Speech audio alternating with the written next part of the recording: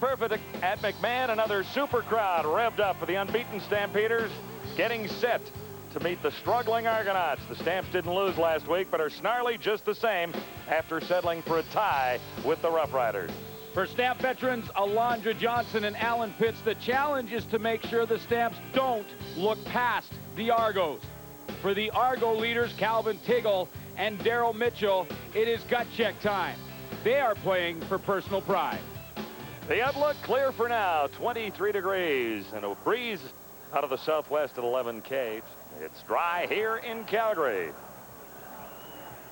It's been a battle for John Heward, winless in their last three. He does have one win in his coaching career in the CFL. That's 129 short of Wally Buono.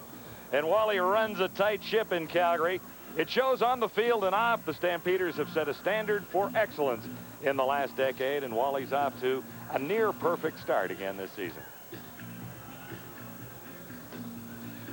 Well, they were teammates in Montreal back in the 70s. That's right, when they played in Montreal, and John Heward has a long way to go to catch up to Wally Buono when it comes to the win column, no question. They were both linebackers with the Alouettes, and there was another great linebacker on that Alouette team back in those days. It was Carl Cornell. So I think Wally got a little more playing time than John Heward, although Heward did play a little bit in the National Football League with Denver. We're ready for the kickoff, and the Argos are set with Coleman dropping deep and Preston for the Calgary Stampeders. Underway at McMahon in Calgary. Brock Preston out across the 30. Nice move there, and he's to the 35-yard line. Stamps quarterback Dave Dickinson had a week to remember at Taylor Field. He passed for 6 touchdowns and nearly 500 yards. He has gifted receivers in every position. Travis Moore is having a career year, and running back Kelvin Anderson averages almost 6 yards a carry. Up front, Jamie Crysdale plays his 120th consecutive game tonight. 6 touchdowns. He needed a little extra time to get the last couple, though. There was overtime in Saskatchewan last week. Stampeders begin at the 39, first down, 3 receivers to the near side. Dickinson out of the center, Crysdale. Play action fake. There's time to throw. Dickinson into traffic, and Pitts couldn't bring it down. Pitts had it for a second. Defensively for the Toronto Argonauts, same front 7 that played last weekend pushed the Hamilton Tiger Cats to the brink. Fred Perry was a difference maker. Some changes in the secondary. Dre Harris draws into the lineup for an injured Richard Brooks. Alan Pitts couldn't make the catch, but Aubrey Cummings does, and it's a first down for the Stampeders out across the 50 to the 52. Flags are down. Kelvin Anderson got the call. I believe it was Fred Perry off the corner that was offside by just a step. Bud Steen in his 20th CFL offside. season. Toronto 93, first down repeated. You had it right on the money. Fred Perry played his first game this season for the Argos last week. 3 tackles last week in that first game, and really was a difference maker.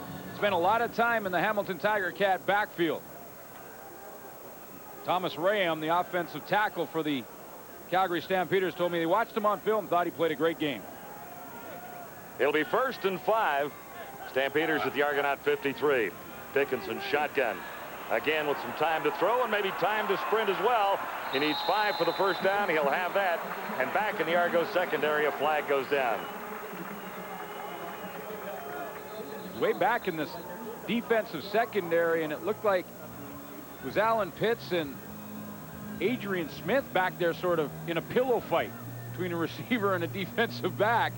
That's where the flag happened.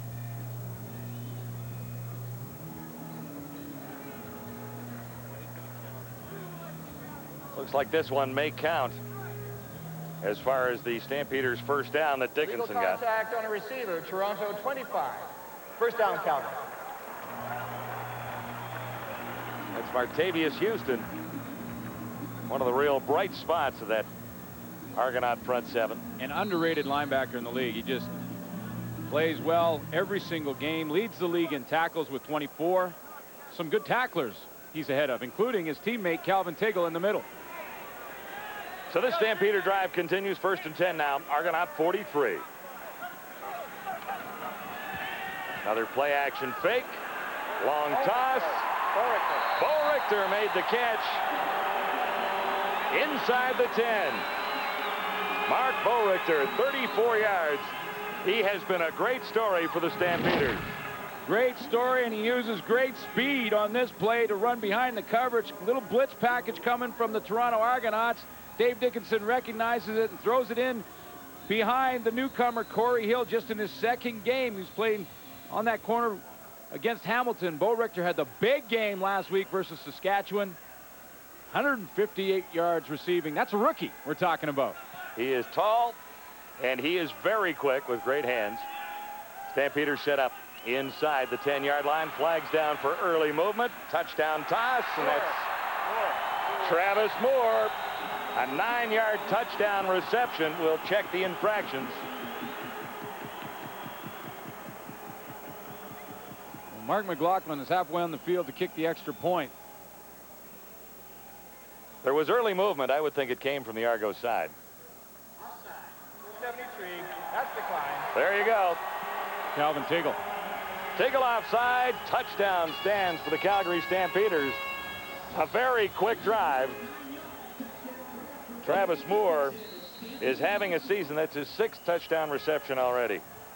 Talk about guys having great seasons. How about Travis Moore? He's off to a great start. Leads the Calgary Stampeder receiving corps. You mentioned that. 362 yards coming in. He has the 5 touchdowns. One interesting stat when you look at it. Travis Moore's 362 yards is more yardage than the 4 starting receivers for the Argos. He's on a tear, and Dave Dickinson connects for one more as the Stamps jump to an early lead. Stampeder receiver Travis Moore had a career year in 1999. It's going to be a better year in 2000. He's on pace for a much better year in 2000, and he gets the Stampeders off to a quick start, something that you don't want to do against this team. He's a big play guy, and he caught one last week at Taylor Field, Regina. For 52 yards, it was 3rd and 17. That kept the Stampeders in the game and allowed them to go in and tie the Rough Riders to force that marathon overtime. Mike Clemens snowed under at the 35. 15 yards on the return. Well, it's a game of inches, especially when you get down in the scoring zone. And watch what Dave Dickinson takes advantage of. Here's a mistake by the safety, Vernon Mitchell. If you stop it right there. Now watch Vernon Mitchell. His angle is about 2 inches wrong. And when you have the wrong angle down in the goal line, trouble. The ball is caught for a touchdown. If his angle is a couple of inches closer, he runs right into Travis Moore, and there's no play. Different day. Quarterback Jimmy Kemp had his best outing of the season last week and gave the Argos a chance to win over the Ticats. He came up a touchdown shy. Kemp keeps it on the ground, and Ryan Terry has it out across the 40 to about the 41-yard line. The Argos will have Terry in the backfield. Darryl Mitchell is the key to Toronto's offensive threats. Again, now that the Argos have abandoned that double tight end formation up front, the offensive line is a work in progress. Only Jude St. John and Chad Fulk are back from 1999. Tonight's starting lineups are brought to you by Midas, your auto service experts. Kemp had a pretty good week last week. Well, he really did, and he gave the Argos a chance to win. On 2nd down, Kemp has a 1st down.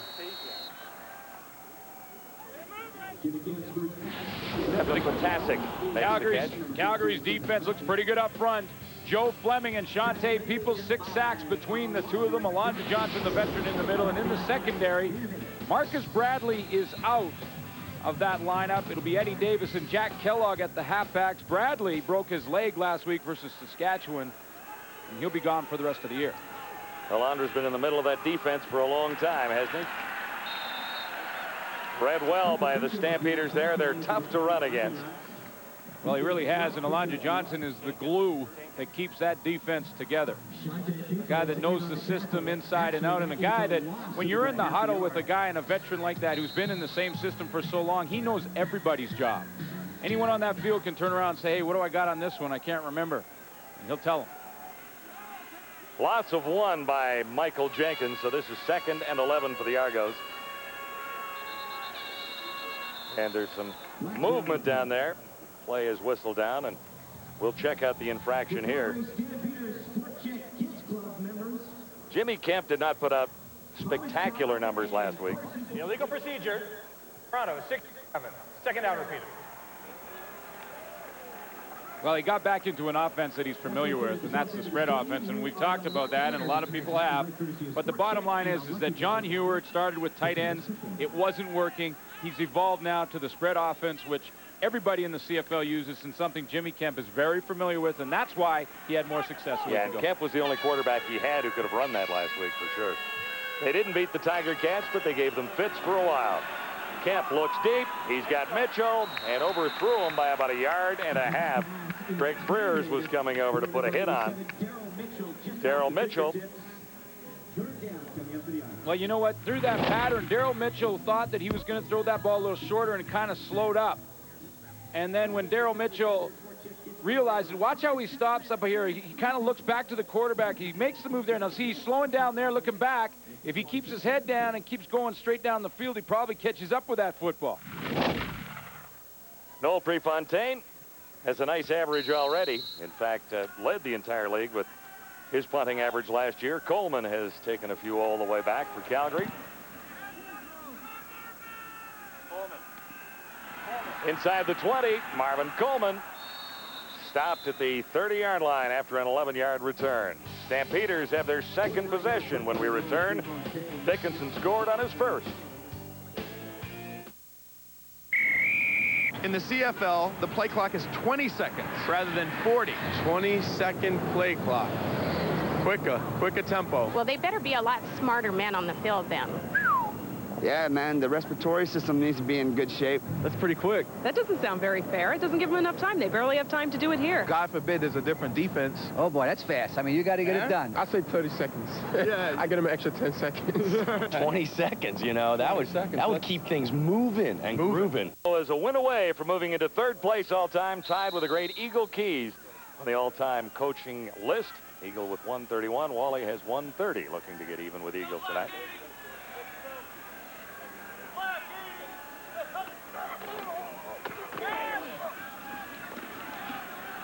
Tough running inside for Kelvin Anderson. He gets up to the 35-yard line.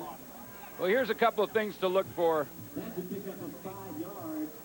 when you're watching this game. And, you know, it's going to be quite a battle in the trenches. We talked about the offensive line, the veteran offensive line for the Calgary Stampeders up against a pretty good and improving defensive line with Fred Perry in there. We mentioned that for John Hewart's Argos.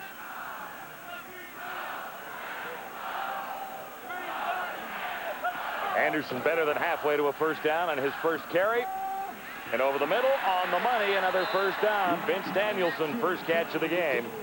There are so many weapons for Dave Dickinson to work with.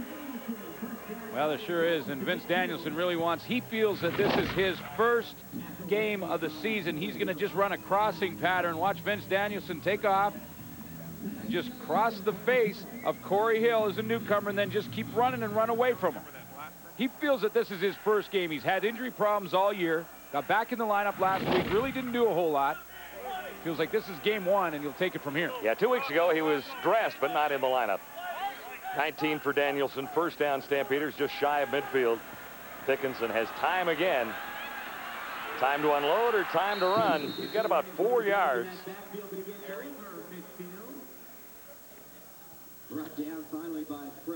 It's interesting when you look at Dave Dickinson's numbers, John, because they're very impressive, and yet the team's got off to a great record again to start the season. His numbers are impressive, and yet every interview I've ever seen him do this year, he's always said, I haven't played well, and this offense hasn't played well yet. Well, if that's the case, man, watch out when they do. If he didn't play well, who did last week? He was the offensive player of the week for the 5th time in his career. Second down, 6 to go. Dickinson gets a little heat this time. It was Johnny Scott in there. He got the pass away. Anderson made the catch, and he was wrapped up by Young. Well, Glenn Young saw that one coming the whole way. Kelvin Anderson slipped out to the screen, and Glenn Young is now settling into that defensive line position. He's played there a little bit in the past, but beginning of the year, he was written in as a linebacker, started in that position, then moved up to the defensive line, and now really is regular performer on that defensive line. Tony Martino is in, averaging 42.2 yards per punt. And the pinball, Mike Clemens, one of 2 returners deep for the Argonauts.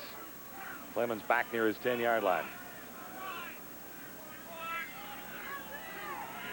Martino's first punt.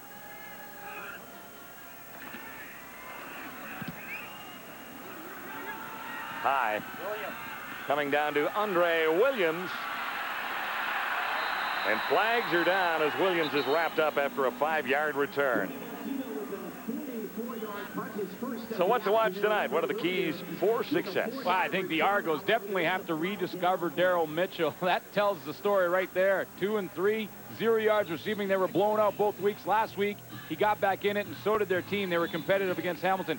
Calgary's got to protect the rock. 13 turnovers leads the league. If they don't put it on the ground, they are a better football team at this point than the Argos and should win the game. Experience factor, well, when you look at that receiving core, boy. And those Argo DBs, woo, that's a little scary. There are 3 rookies in the Argonauts secondary, so. Better be a quick study. Yeah, it's always a learning process back there, right? How many years did it take you to catch on? Well, I played 11. It took 10 and a half. Just figured it out as I was leaving. You're a beaut. You're all Canadian 3 times, though. 3, 4. Uh-oh. Snap goes over Kemp's head. And he wisely kicks it through the end zone because he couldn't control the ball. You have to give up the safety. So the Stampeders get 2 more as a result. That one was still rising when it got to Kemp.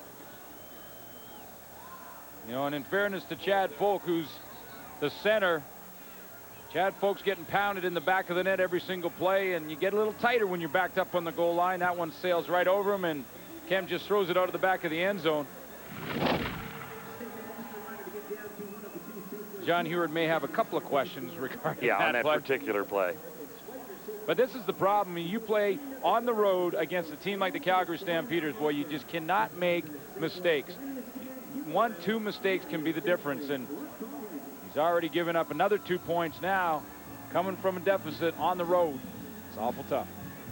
Well, and this is a tough ballpark to win, and the Calgary Stampeders win here more often than not. They've won 6 in a row on home turf. You know, having said that, though, John, I mean, last week, Hamilton Tiger Cats, we thought that would be a different game. I think a lot of people did, and Toronto was competitive. But Wally Buono has done a super job here in Calgary over the 90s and on into the year 2000. Boy, this is the most solid franchise in the Canadian Football League, no question. I don't think there's any question about that.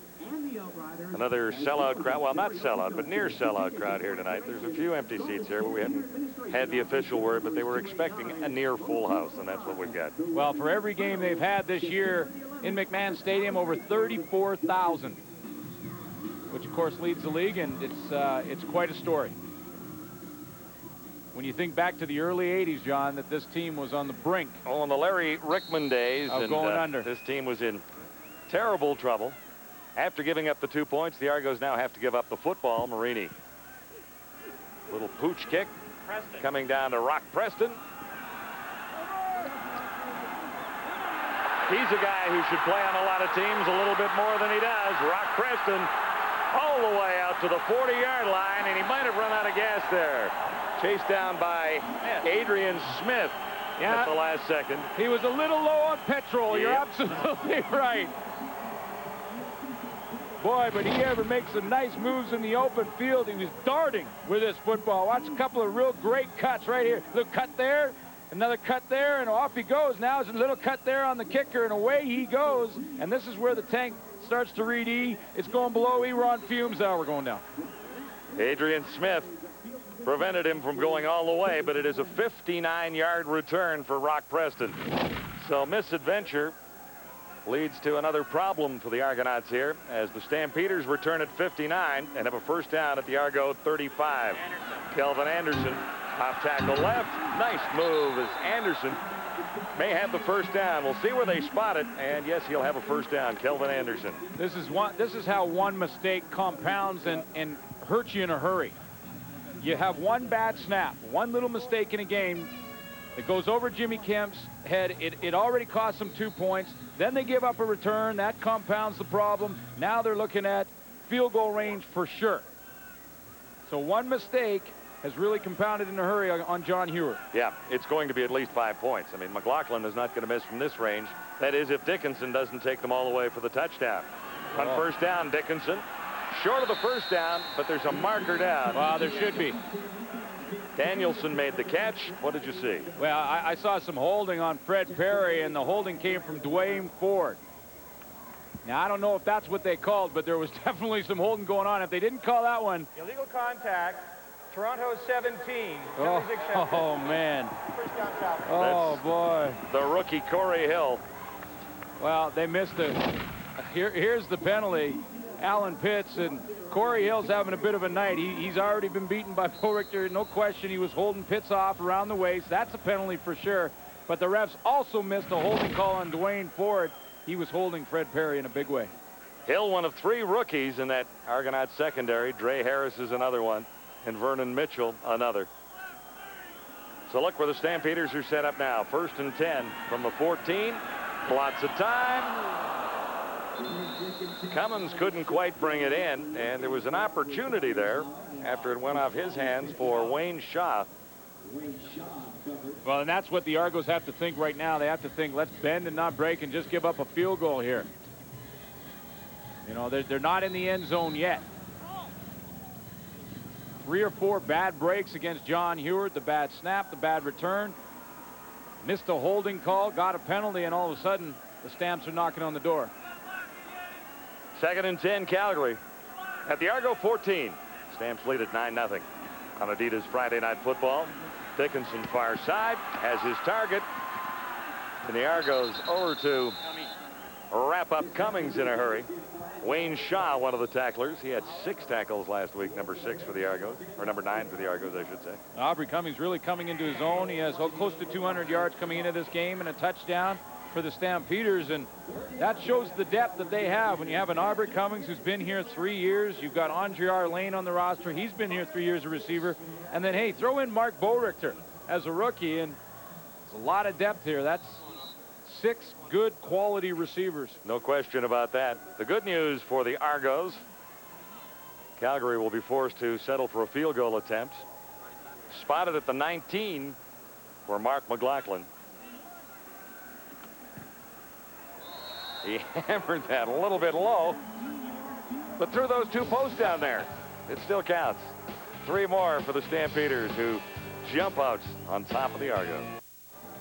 Not many linebackers have played better than this guy through the last 10 CFL seasons, Alondra Johnson. Here's Sherry Hargrave. It's been quite a week for the Stampeders. Their defense had to study twice as much game film as they usually do. Alondra Johnson said it plain out gave him a headache, having to prepare for everything the Argos could throw at him, whether it be a double tight end offense or a spread offense, or even what quarterback was going to start. They had no idea, but then again, the Argos didn't know until just before game time either. Well, that's true. That's absolutely that's true. All and that's true. That's the one positive that I can see out of not declaring your quarterback. Flags are down as Jenkins makes the catch, and a toss from Jimmy Kemp, who did start for the Argos tonight. 4th start in the last 5 games for the Argos. The one and only positive thing I can think of for John Hewitt not telling his quarterbacks or telling anyone who's going to be the starting quarterback is that guys like Alondra Johnson have to prepare for all 3. You know, and you really do that anyways, but when the starting quarterback is established and he's there, you spend 90% of your time watching him. Procedure call against Toronto. And John Hewitt another says, note for John Hewitt. I will make a note of that number, and it'll be a fine day when we get back to Toronto. By fine, I mean there may be a pocketbook a little lighter.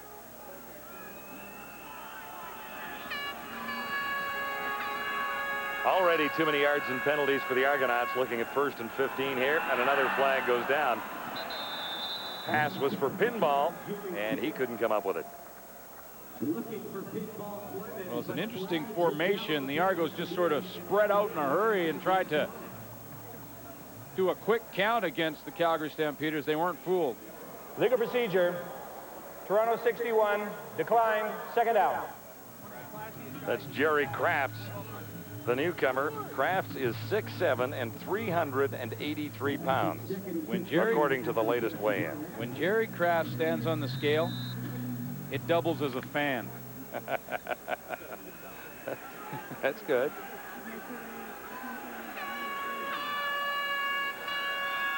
So this is 2nd and 15 for Kemp. The charge is on. Oh! He's hammered in there. Ball squirts loose. Stampeders may have it. Oh, man. He may not get up. Fleming hammered him. He may not get up. Well, he's to his knees and up and wandering now. I can't believe he got up. I'm telling you right now, he does not know what stadium he's in. That was solid. Shante Peoples. Peoples out the left out here. Watch this rush. Here comes right in the middle of your screen, and then bam, Alondra Johnson. He puts the big hit on him right in the middle. Peoples off the edge. Watch the contact. And unbelievably, Jimmy Kemp got up from that. Whoa. Stampeders have the ball on the turnover, recovered by Fleming. And Kelvin Anderson has a couple. This is a tough start for the Toronto Argonauts. They were looking for any kind of momentum shift that they could get. Field goal early, anything like that might have helped, but so far it has been all heartache for John Heward. Well, John, good teams take advantage of mistakes, and they take advantage in a big way, and they can bury you in a hurry. Now, there's tons of football to be played yet.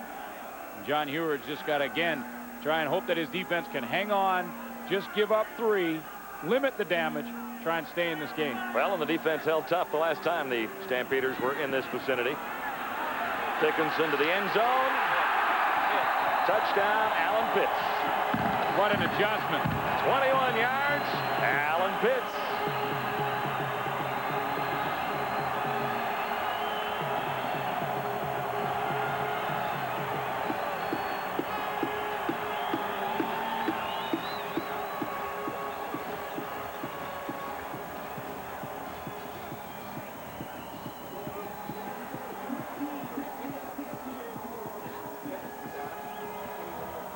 Simply the best. He is. He has proven that through his long CFL career, now in his 11th season as a member of the Stampeders. 21-yard touchdown reception there.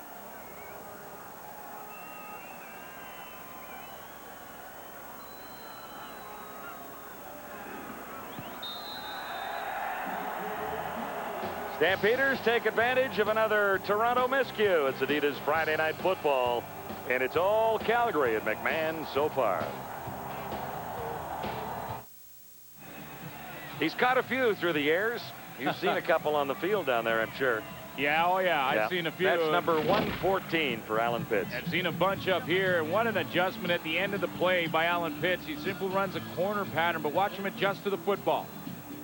He adjusted. Martavius Houston couldn't adjust, and that is why that reaction happened. And Alan Pitts just keeps on adding to those totals, and he will catch Don Narcisse in receptions. He's already the all-time leader in yardage.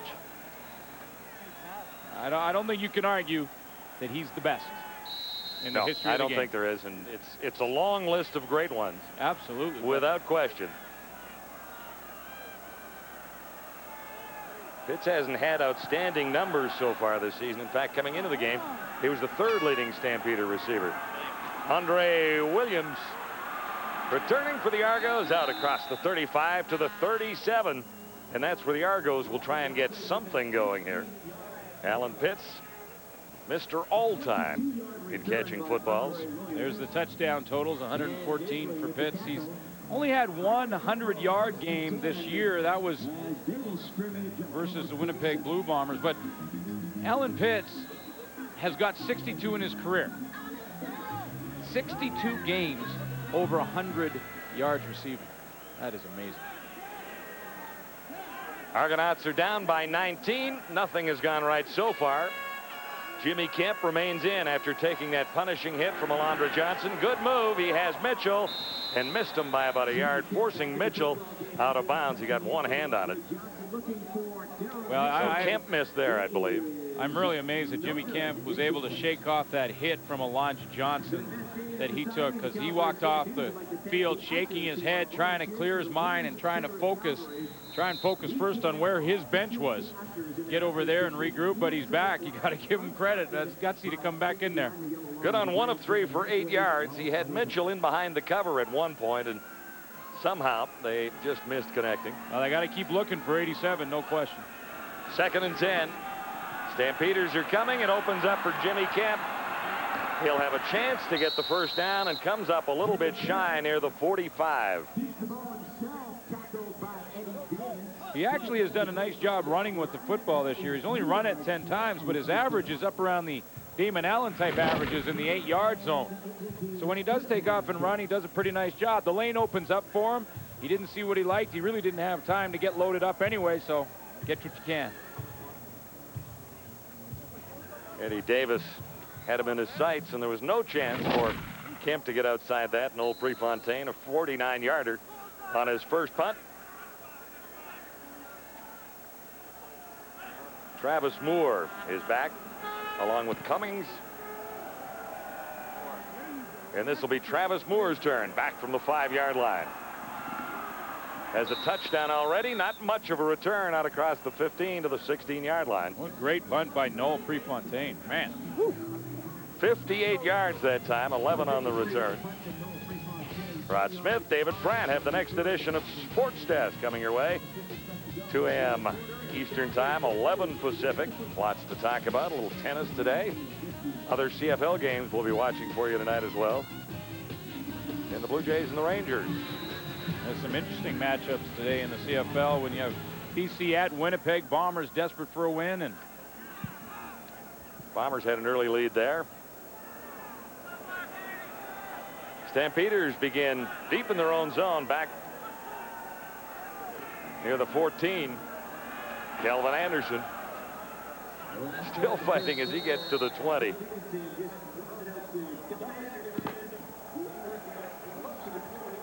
It's been all Calgary so far. Stampeders have a 19-0 lead on the Argonauts after 1 quarter. Adidas Friday Night Football on TSN at the quarter.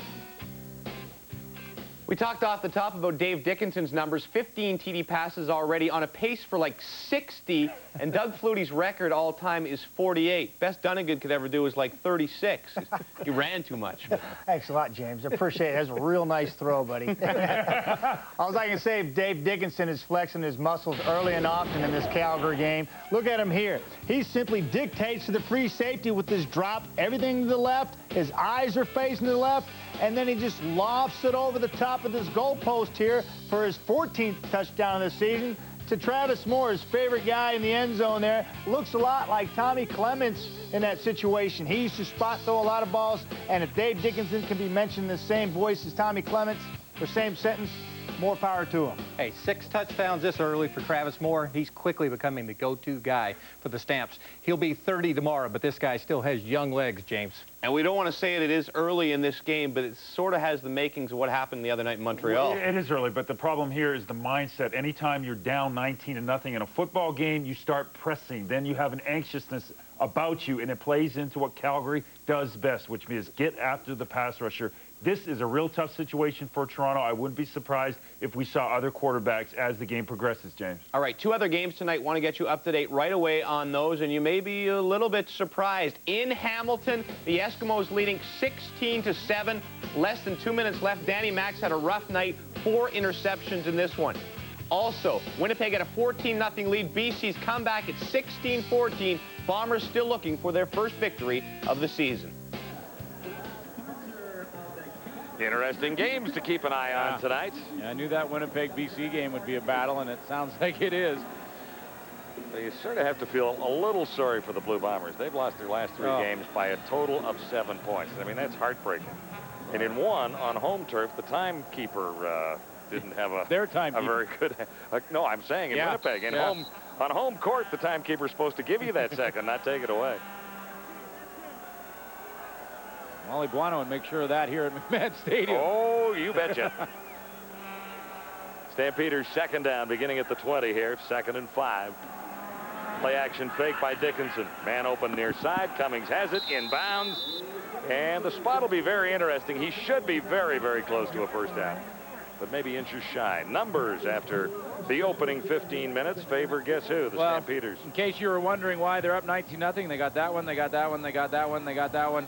And no turnovers. And then they got that one. They got everything. That's why they're up 19-0 right now. It's like an accountant's ledger. When it goes down the right-hand side that neatly, you're usually in the black, right? You want the right-hand ledger. That's your account. And that's what the Stampeders have so far. Second quarter just nicely underway. 5 receivers set on 3rd down and less than a yard to go, and the Stampeders didn't even hesitate.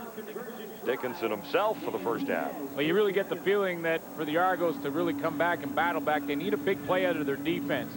And that would be a play like an interception, a fumble return, something that will change the field position quickly on Wally Buono, because right now he's moving that football. If John Hero doesn't get that big play out of his defense, he's looking at a long night. Yeah, and that's going to be a play that's left up to somebody, I would think, like Adrian Smith or Antonius Bonner or Martavius Houston.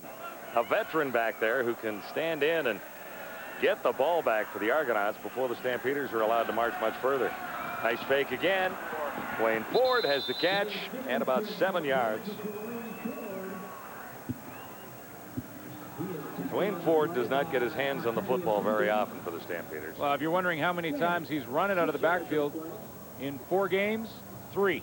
Yeah, in 2 years, 25 carries. Yeah, so you're right. Yeah. But he does do a super job blocking, and, you know, he's one of those guys that's a very unselfish player, because you have to be unselfish to just take on defensive ends game in and game out and never see the football. 2nd and 3, Stampeders with a comfortable 19-0 lead already. Dickinson gets a little heat from Perry and got a hit from Johnny Scott. I should say Roger Dunbrack, number 70, just as he released the ball, and it went fluttering to the turf. Well, we talked about the Thomas Ram matchup on Fred Perry, and this time Fred Perry gets one, and he got away because there was a penalty there. Thomas Ram, you saw just to the left of your screen, Ram had his hands up in Perry's face mask. Now, I've seen a couple now where they've gone away from it. Dwayne Ford got away with one on Fred Perry, and this time it's Thomas Ram getting away. He's getting in that backfield again tonight.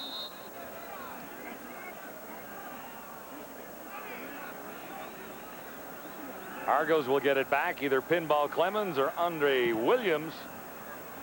Under Martino's kick, this is Williams bouncing along the sideline, nowhere to roam, and he's run out of bounds after a 50-yard kick by Martino. Argonauts 1st and 10 when we return to Calgary. Starting quarterback Jimmy Kemp had a very solid first quarter last week against Hamilton, drove the Argos for a touchdown on the first possession. So far tonight, he has struggled to even get a first down or two put together. Ryan Terry, slight delay from Kemp there. And Terry has 2, not quite 3 yards.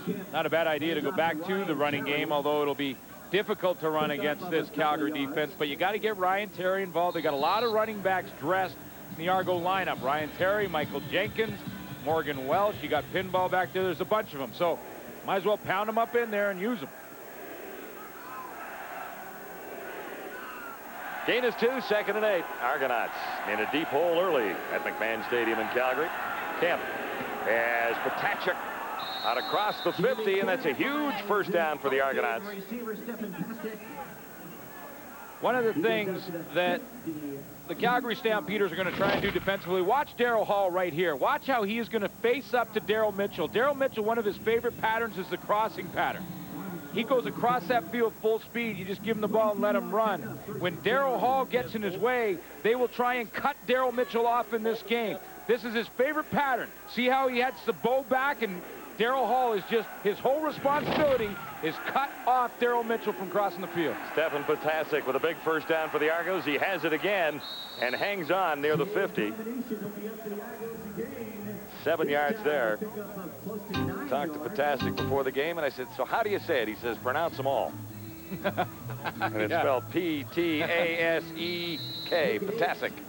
There you go. Well, you know, and they're going to need him. They're going to need him to come up big in this game, because if the Calgary defense is going to spend that much attention on Daryl Mitchell, then the other receivers have to step up, and he's one of them. And he has 3 catches from Jimmy Kemp, all 3 completions thus far. Michael Jenkins has the first down for the Argonauts. He needed 3 and has about 6. What's interesting about this Argo offense is that they lead the league as a team running the football, and yet they don't have a rusher in the top 5. Well, yeah, and they don't have a receiver in the top 25. So, I mean, offense has been a definite struggle for this team. They've rushed the ball per game more than they've thrown it, which is not good news if you're in the CFL. Kemp on first down. As Mitchell sliding out of the backfield, he lost the ball far side. Argos recover. There was a flag down. Before that, Stefan Potasic jumped on the loose ball. Well, the flags are back in the defensive secondary. Just whether or not it was offensive or defense. And again, there goes Daryl Mitchell on that crossing pattern. This time, Alondra Johnson tried to step up and cut him off, and Pinball Clemens got in the way. And I'm not sure if that was considered a pick by Pinball Clemens. John Hewer doesn't think so. No, he doesn't like the call, I don't believe. Offside, Toronto 14. Illegal contact on a receiver, Calgary 51. First down repeated. Well, things could have been worse. Well, it nets out a 5-yard gain for the Argos and first down again, so it works out well for Toronto. But here, watch Alondra Johnson try and cut off. See how he steps? See, Pinball picks him. See there, you get the pick, and that's why Mitchell got open to the outside. We saw Daryl Hall cut him off once. Well, this time, Alondra Johnson tried to do it, got picked by Mitchell. They're trying to spring Mookie Mitchell over the middle. 3 receivers to the far side, 2 to the near side of the field. The handoff goes to Ryan Terry, and he has 2. That was second and 5, or first and 5, I should say. John, they're averaging 149 yards per game rushing the football. Number 1 in the league. We just mentioned that. They're only averaging 135 yards passing per game. Obviously, a lot of those numbers coming in that Saskatchewan game in week 1 when they had double tights and they were running. And they really piled up the yards along the ground against Saskatchewan. In fact, Michael Jenkins had 148 yards rushing week 1. Second down, about 3. Kemp can't connect with Pinball. Pinball stretched out, and Kemp, I do believe, missed the target. Well, he did, and it wasn't by much. It wasn't by much, just to the outside. And what happened? Pinball ran like a turnout pattern. He ran kind of in and then back to the outside, and it was that close. You know, but it's only an inch that he missed the throw by, but on second down, it means your kicking team has to come on the field. That's the end of your drive. Jacob Marini has been good on 6 of 7, his longest from 41, missed one from 43 last week. This is from 46. Marini has enough wood on it, and he's got it. The Argos get on the board. They settled for 3 when it looked like it might have been a slightly more promising drive on Adidas Friday Night Football from Calgary. James Duthie at CFL Control. The Eskimos have won their 3rd in a row. They beat Hamilton 16-10, picking off Danny Mac 4 times. Highlights coming up at the half. John Hewitt has his first points on the board for the Toronto Argonauts tonight on a 46-yard field goal. It's been a struggle. The Argos kick it off and trail 19-3 to the Calgary Stampeders. And that's going to cost 2. Dickinson, 9 of 11. 110 yards, 2 touchdowns. He hasn't been very busy, has he? Not many mistakes from Dave Dickinson so far, but he's had some good field position, capitalized on some mistakes by the Argos. That's why he's up as much as they are, but a lot of football to be played. And this Argo defense just seems to be getting a little bit better every time they go on the field. And I'm talking about the entire season, not just here tonight. Well, Fred Perry last week really helped an awful lot as we watched that game against the Tiger Cats. And that helps everyone up front. Martavius Houston had a superb season last year. Kelvin Tiggle, everyone knows what he can do. He's just doing his thing. He's just doing his thing. So they have some studs on defense if they can keep it together for a while. First down, Calgary. Kelvin Anderson turned the corner. Flags come down as he does so. Gain will be 4 yards for Kelvin Anderson. And when you're talking about that defense, let's not forget Johnny Scott in the middle. And I asked Big Fred Childress about Johnny Scott because there has been some people that have said Holding, Calgary number 50. First down repeated. There have been people at times that have said that Johnny Scott will occasionally take a play off. Well, I wanted to check with the guy he plays against. And I asked the Big Chill what he thought, and Fred Childress said, listen, I've been playing this guy for a long time, and he has never taken a play off when I'm playing him. Well, he also added, though, he said I wouldn't mind if he did. He said it'd be nice. Take a couple off tonight. As only the Big Chill can say it, too. I wouldn't mind if he did. Way down here. Correct snap. Kelvin Anderson on 1st and 20. And he only has about 3. See the quickness of Fred Perry in there? Whoa, I mean, he got in that hole in a hurry and just plugged it. I mean, this is sort of a misdirection play. Look at that. It's just a direct snap right to Kelvin Anderson. Little change up from offensive coordinator George Cortez to just keep that Toronto defense guessing. He calls every play of every game. Well, most every play. Every once in a while, a quarterback rejects one. But it's George's game to call on the sideline. 2nd and long for Dickinson. Bo Richter goes high and brings it down. He'll be close to a first down, but they'll have to kick it away. Actually comes up about 4 yards shy, but still substantial yardage on 2nd and a whole bunch. It's interesting that you mentioned about George Cortez. You know, most quarterbacks, Dave Dickinson included, would like to call their own plays. And when you talk to them, that's what they want. But it didn't matter if it was Doug Flutie, Jeff Garcia, or Dave Dickinson. In this organization, in this system, the offensive coordinator, George Cortez, calls the play. Yeah, and that goes back to the days when John Huffnagel was doing George's job for the Stampeders as the offensive coordinator. Argos could use a great return here from Pinball Clemens or Vandra Williams. Martino, 1-for-1 passing this season. He missed that time. Aubrey Cummings was his target, so there goes a perfect season of passing for Tony Martino. Little miscue there, Martino. We'll turn it over to the Argonauts with good field position. It's 19-3 Calgary. Well, Tony Martino does a little bit of a double dribble here. And when he does, that's why he has to break out. Now, this is what you call the fire drill. You just start yelling, fire, fire, fire. Everybody look at me, because I'm going to get hit in a second. Couldn't complete it. Big turnover for the Argos. Stefan Potasic on first down for the Argos. Couldn't bring that down from Jimmy Kemp. We talked, John, that they needed a big break. Now they need to capitalize it. That was the big break, the Tony Martino double dribble. Now Kemp has to make him pay for it like Dickinson did when the Argos made a mistake. You know, we said they needed a big play on their defense. Well, hey, special teams is just as good. Yeah, that would work.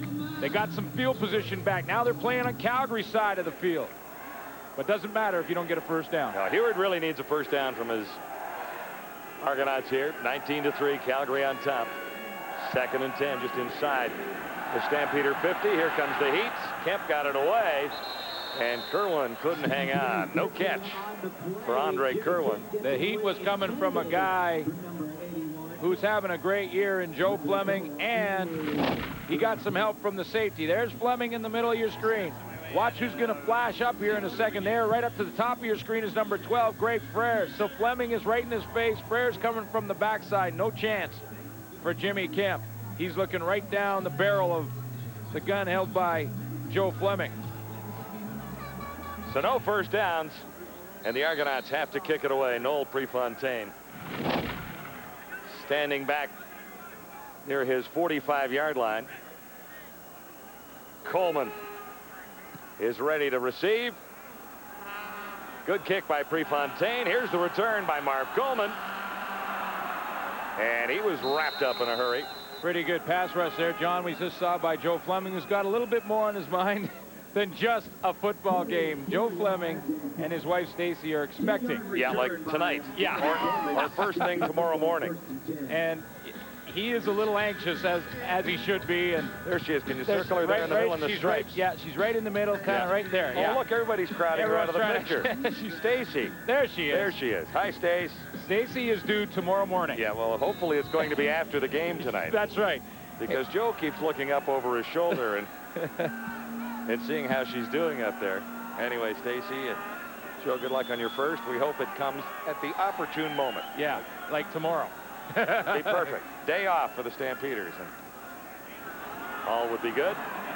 Well, we just hope that, Joe Fleming, nothing happens out there that gets Stacy too worked up up there in the stands. Kelvin Anderson. But what's interesting, and Joe Fleming's one of the toughest guys in the Canadian Football League. I mean, this guy's a warrior.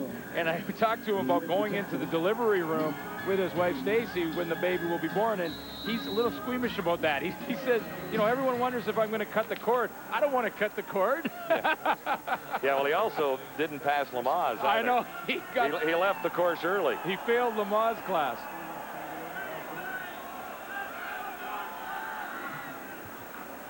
Second and 8.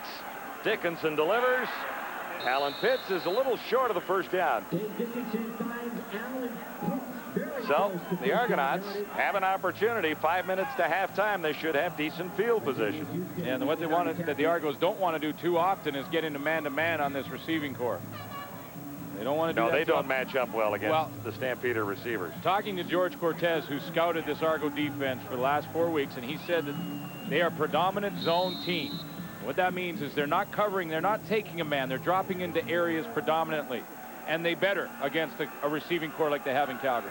Now, Pitt's got a very favorable spot down there, so on 3rd and 1, Stampeders go gambling. Did they get it there? Well, there's our virtual first down line. It looks like they have gotten the first down. I thought Pitts was stopped 1.5 yards shy, and they'd be forced to kick it away. They got that Calgary spot. They are in McMahon Stadium. But George Cortez spends an awful lot of time watching game film. Does he like to talk about football or what? Well, we sat in with him yesterday, and I thought we were interrupting him a little bit, but he kept going and going. Well, what I loved about it, listening. And what I loved about it is that he goes to the board. We're just sitting in a little meeting, and he'll go up on the board and he'll start drawing the X's and O's, which is great. Dickinson on first down. Had to work to get open, and a chance for the interception on the pass to Pitts. Houston had an opportunity to come up with a ball. Well, and also in the area was Vernon Mitchell. Martavius Houston, we talked about him being an underrated player, and he really is. We talked about his tackles. What the stat of tackles means for a linebacker is that he's around the football. And that's a very athletic play by Martavius Houston to come over on Alan Pitts and knock that ball out of there. This guy is a playmaker, and that was a big play. And he is the #1 tackler in the CFL heading into this week with 24. 2nd and 10.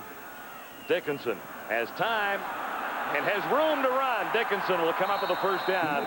He's out near the 40. Dave Dickinson has 14 yards with 3:25 till halftime. So when it looked like the Argos had them hemmed in, Dickinson has escaped one more time. Dickinson had to run because Martavius Houston had put the blanket on the best receiver in CFL history. Look at this. There's a linebacker going bump and run coverage on Alan Pitts, and that's where Dickinson wanted to go. Martavius Houston shut that door. Made Dickinson run out of another door. So after 14, Stampeders are out at the 40 with a first down. Dickinson stands back and fires again. Travis Moore may have the first down from his forward progress. Well, maybe not. He's around that 9-yard area. But with 2:47 to go till halftime, the Stampeders are battling the Argonauts. It's 19-3. Another great night at McMahon Stadium in Calgary. It's almost full, 34,000 plus here.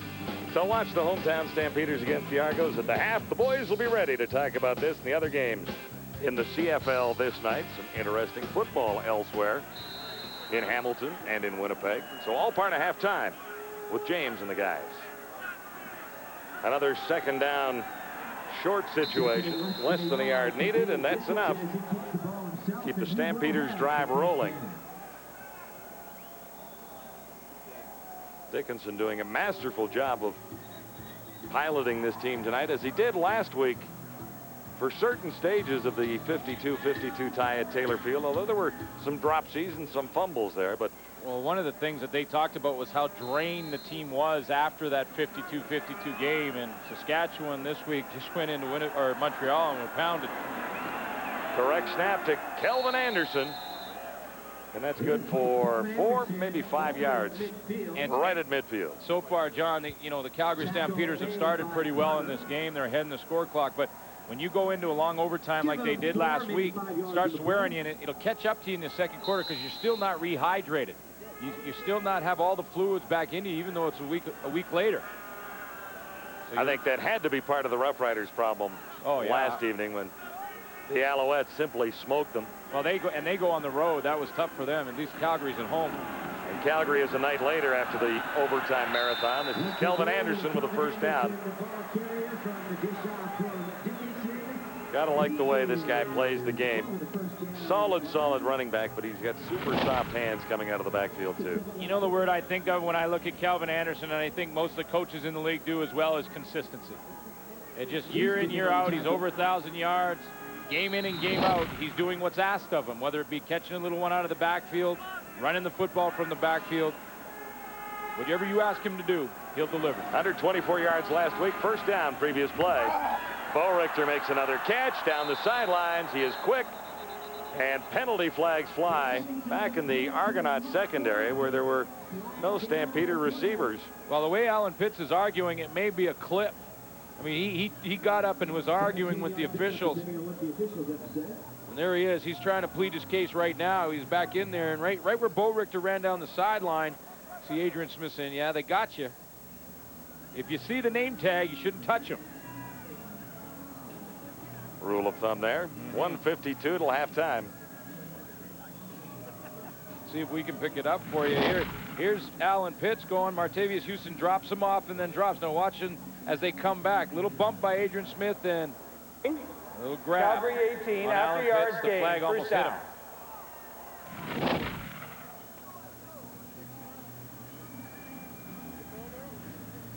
But the penalty happened after first down yardage, so Wally Buono will lose some yardage on the play from Mark Bo Richter. But he keeps the ball and gets the first down. And he does pick up the 10 yards necessary, yeah. So he's got that first. So not a terrible penalty by Alan Pitts. This drive began back at the 15 of the Calgary Stampeders. Dickinson has done a nice job of moving the team and taking some time off the clock. Long throw, Alan Pitts, 2.5 yards too far. Again, Vernon Mitchell had a very poor angle from the safety position, and boy, you can see Alan Pitts shaking his head because he was in behind the coverage. And this is, again, just a throw, just a bit too far for Pitts. See how he was looking? Dave Dickinson was looking to his left. Look at how shallow Vernon Mitchell, number 6, is. Lonely feeling for a safety. You could empathize with number 6, Vernon Mitchell there. Oh, boy, can you ever use. All you see is P-I-T-T-S. Yeah. 18. And the ball sailing over your head, and you're going, oh, please. Oh, please. Just make it a little long. Because Allen isn't going to drop this one if he gets his hands You're on like, whoa. 2nd and 10. Dickinson eludes the rush. Still on his feet. And what a nice run by Dave Dickinson. He should have another Calgary first down, or at least they'll be close enough to keep this drive rolling. Well, that was Dancing Dave Dickinson. Dancing Dave. As he took off there. Couple little steps that, you know, watch the little dance steps in here. You know, and if you got these guys bearing down on you, Scott and Fred Perry, you want to dance. There's Dunbrook tries a little dance step there, a little shuffle, and away we go. When you got the good pass rush, it doesn't matter how open you are. Look at Travis Moore underneath. Look at Kelvin Anderson going, hey, look at me. There's two. Bo Richter there going side by side. Guys, we're open down here, but hey, that's what a great pass rush will give you. Well, in fairness to the Toronto Argonauts and the secondary that has 3 new faces in it, looking at Dave Dickinson and his rushing numbers so far tonight, this is a tough team to defend when they send everybody, and they've got a 6-receiver set in there now. On 3rd down, less than a yard to go, Dickinson keeps the drive rolling with 1:21 to go till halftime. One of the little things in these games that end up being big things in the end is the shot that Calvin Tiggle just put on Dave Dickinson in the back. I mean, that's pretty much automatic first down from where he was, and Calvin Tiggle knows that. But why not jump over the pile and hit the quarterback right in the back? That's just trying to remind him, and that's one more bruise that Dickinson will have to fight through in the second half. That was the 14th play of this drive, which began back at the Stampeder 15-yard line. I love those games inside the game that are going on. You know, one more shot. Yeah.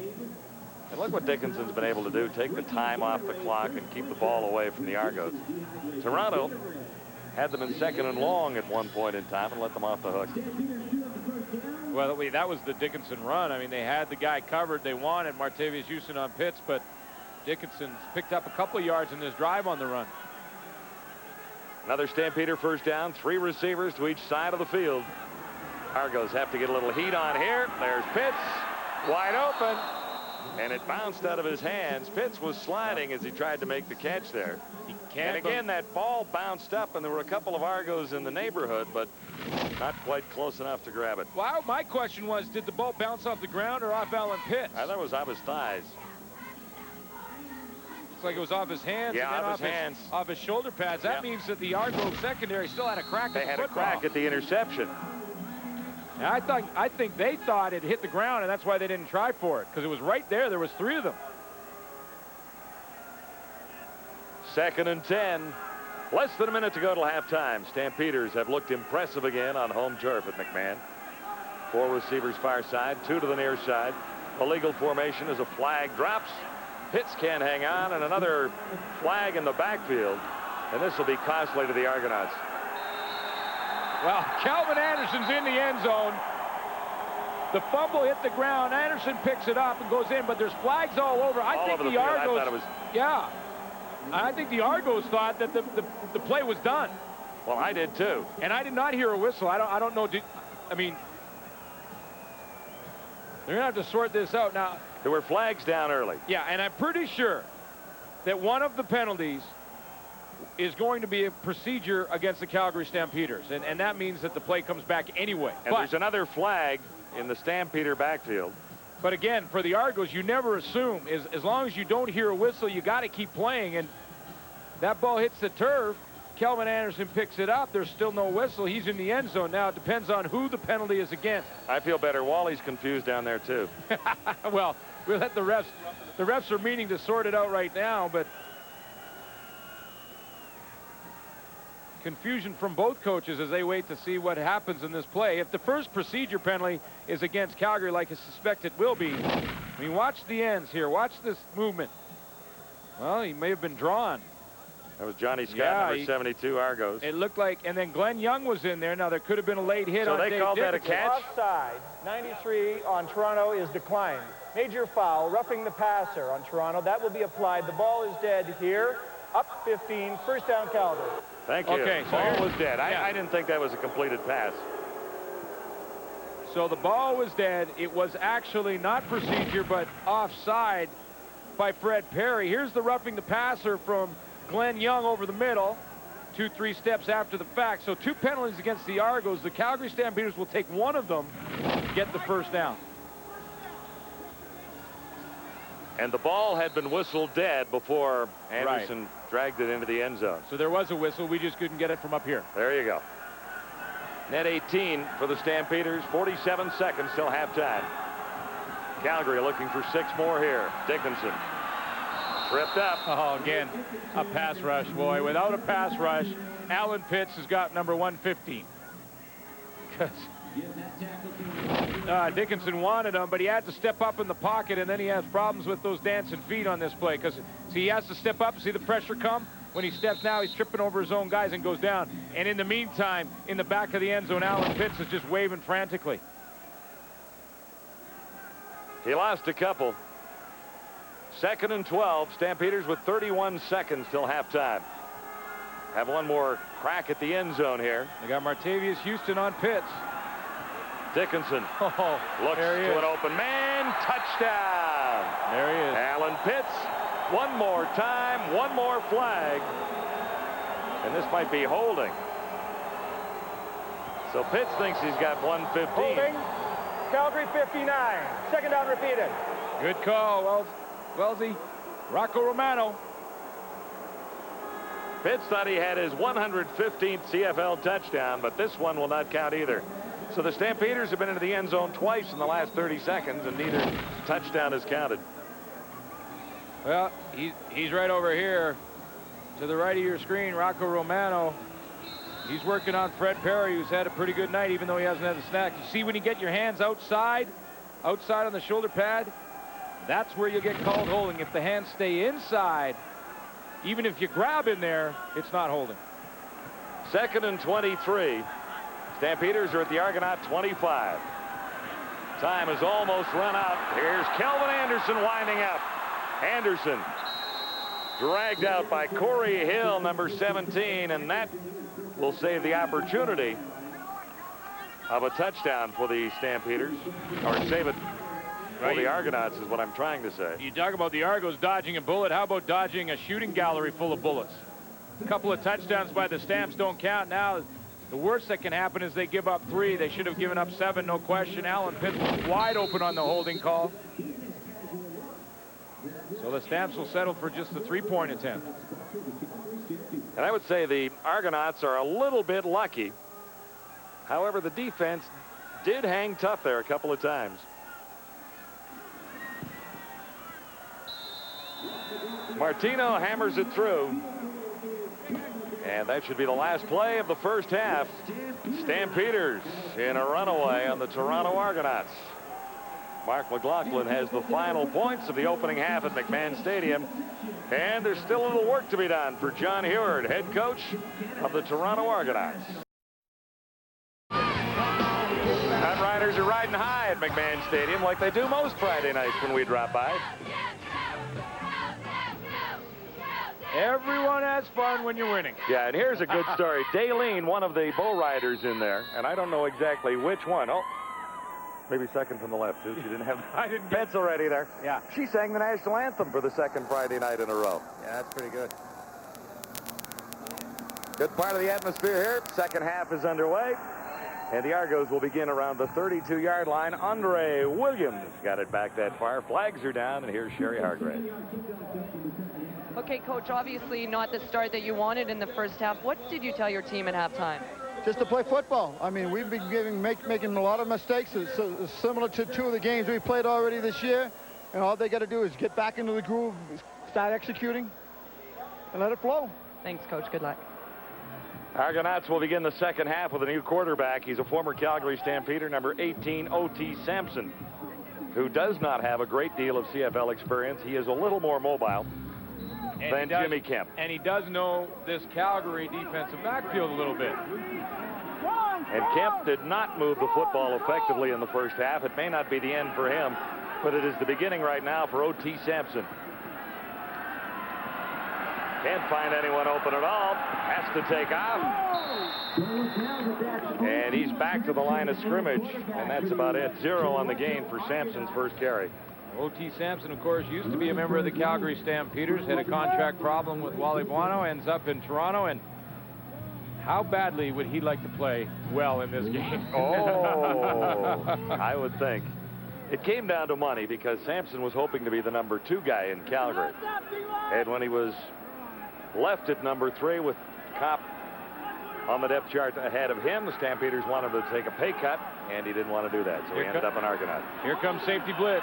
Come on! Sampson missed his first throw as he was looking for Mike Clemens, number 31. So 2 and out for O.T. Sampson. Not surprised that Wally Buono is going to send some heat after O.T. Sampson and just see how he can respond, how he can react to pressure in his face, and can he make the right read? Can he deliver the ball when he's got people bearing down on him? And no question that they're going to get aggressive with O.T. Sampson in the game. Defensive coordinator Mike Roach would know quite a bit about Sampson after working against him with his defense in practice over the last couple of years. So they'll have a pretty good book on him. Noel Prefontaine to Marvin Coleman or Travis Moore. He left puts this one a mile. Right back to the 2-yard line. Marvin Coleman. And well covered by Argos on special teams. 11 yards on the return. But that was a whopping 61-yard punt. That's the one. That's the final? I'm calling it right now. There it is. We got that. You tennis whiz, you. Stampeders will begin deep in Calgary territory after solid special teams coverage by the Argos. It's not much there for Kelvin Anderson. John, it's been some great tennis, but you won't see contact like that when you're watching the tennis. And Kelvin Anderson gets a couple the hard way. Yeah, tempers flare a little bit out there on the hard court. Yeah, they do. It's been a great tournament. I've been watching a lot of that. And rackets fly. Enjoyed it. Well, yeah, I'm enjoying it. A little more contact than what you're seeing right now, though. Absolutely. Gain is 3, 2nd and 7 for Dave Dickinson and the Stampeders. A very efficient first half for a 22-3 lead on the Argonauts. Full credit to the Toronto defense, though, because it could have been worse. Dickinson can't find a receiver, and he dives across the 22 to about the 24-yard line. Well, the ball rolled just past our line based on that. Yeah, but it's rolling back a little bit. It's got some backspin on it? It's got backspin on it. Still a first down, though. Well, Dave Dickinson has done this about 4 times in this game already. Nothing downfield, no one to throw to, and just barely manages to scramble his way to first down territory and keep the drive alive. Nothing there. The quarterback has a clock in his mind. It's an imaginary thing. They're just thinking about it, and it's ticking. And after about 3.5 seconds, and they know bang on, they're gone. You don't want it ticking too long back there. If it goes to 3.5, it goes to 4, it becomes a bomb. Tick, tick, tick, tick, tick, tick, tick. Rock Preston has another Stampeder first down and lots to spare. Great return earlier. He has a wonderful run going. Has a chance. Can he get there? Not quite. Rolled out about the 4-yard line. But Rock Preston had the Jets fired up there. When you look at Calvin Anderson's numbers coming in, you think their numbers are down a little bit. One of the reasons for that is that Rock Preston comes into the game quite often and has this year in the first 4 games quite often.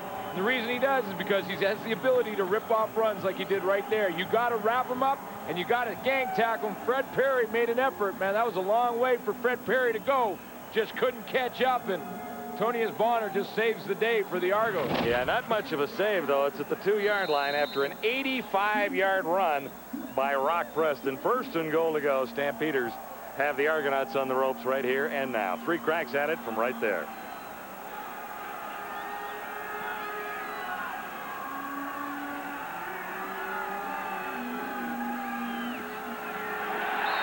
Dickinson handed off to Dwayne Ford.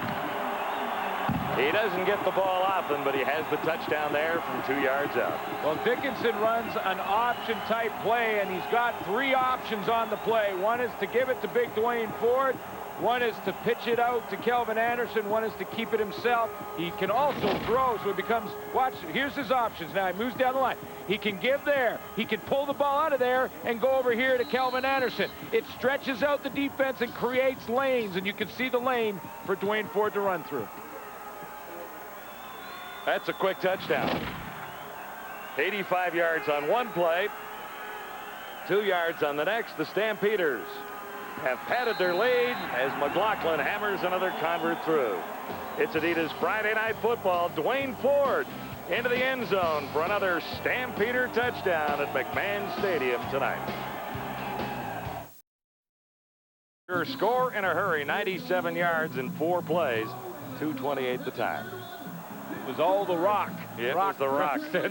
Running with Rock, 85 yards to set it up at the 2-yard line of the Argonauts. The Rock was rocking and rolling. Watch him hit this seam. You don't make that tackle, and he's gone. Dunbrook misses him. Fred Perry, 93. Good effort. I mean, that's a big D lineman trying to catch up. No way there. All the way down to the 2-yard line. Stampeder kickoff after that touchdown. It's Pinball Clemens looking to find a little decent field position for the Argos. Not much there. 14 on the return, and the Argos will begin near the 32. O.T. Sampson has moved in behind Argo center Chad Folk. Jimmy Kemp will watch for on the sidelines for a while. And now, by no means does that mean he's on the sideline for the rest of the game. John Heward has played the revolving quarterback game a few times this year and gone through 3 different quarterbacks in the game. Greg Hill may see him. Jay Barker can't play. He's dressed and back in Toronto. Ryan Terry on 1st and 10. And there's only 2 yards there for Terry. Jay Barker was hurt in the Montreal game, so he cannot be ready to go. But there's Jimmy Kemp. He'll signal in the calls now. That's called, I think he's drawing a beard on his chin there, so he's saying go back to the old play. There's Greg Hill with the clipboard in his hand, the running quarterback. So they're just checking the plays, scouting the plays, and trying to help O.T. Sampson out. He's out in the field right now. 2nd and 8 for the Argos. Sampson can't find anyone open. And dropped after about a 3-yard gain, making 4 yards, but well short of the first down. Well, the reason that we see Jimmy Kemp, O.T. Sampson, and Greg Hill is because Jay Barker was injured when Mark Fillion from the Montreal Alouettes rolled on his knee. That was the injury that happened in Montreal. Jay Barker will be out for a while because of it. So it's up to Kemp, O.T. Sampson, and Greg Hill. Yeah, well, Kemp is the veteran. The other guys have very limited CFL experience. O.T. Sampson played very sparingly for the Calgary Stampeders last year. Prefontaine goes down. They may get a penalty here. Flags are down as well. Marvin Coleman takes the easy way out, seeing that penalty flag down. And here's tough news for the Argonauts. Prefontaine is badly shaken up. Yeah, and that's his kicking leg he's limping on. Contacting the kicker. Calgary, it's 1st down.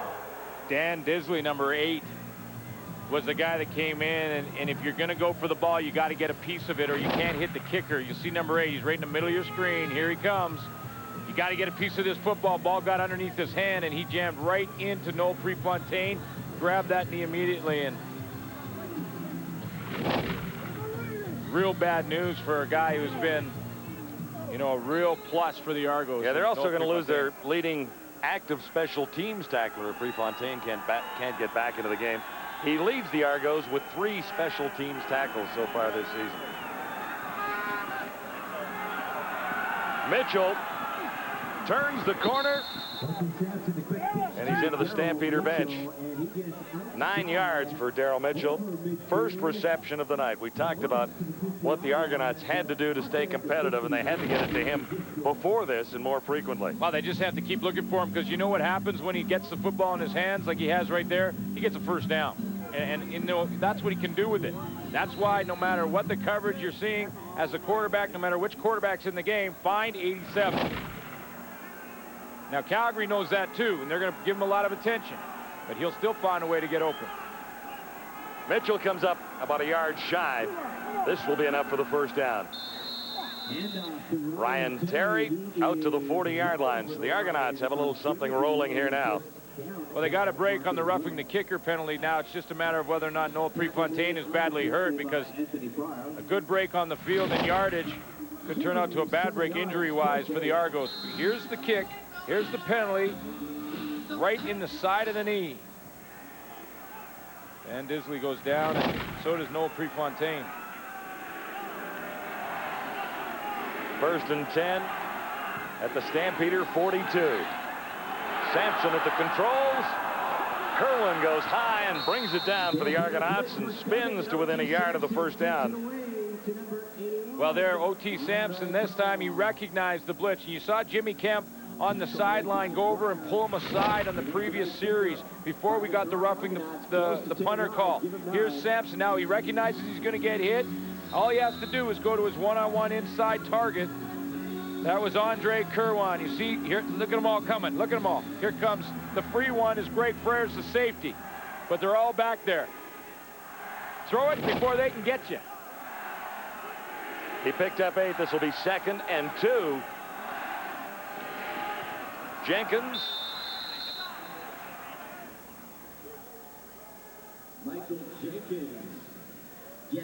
And we'll see where they spot this for Michael Jenkins, who had that great game in week 1 and has struggled to find form since.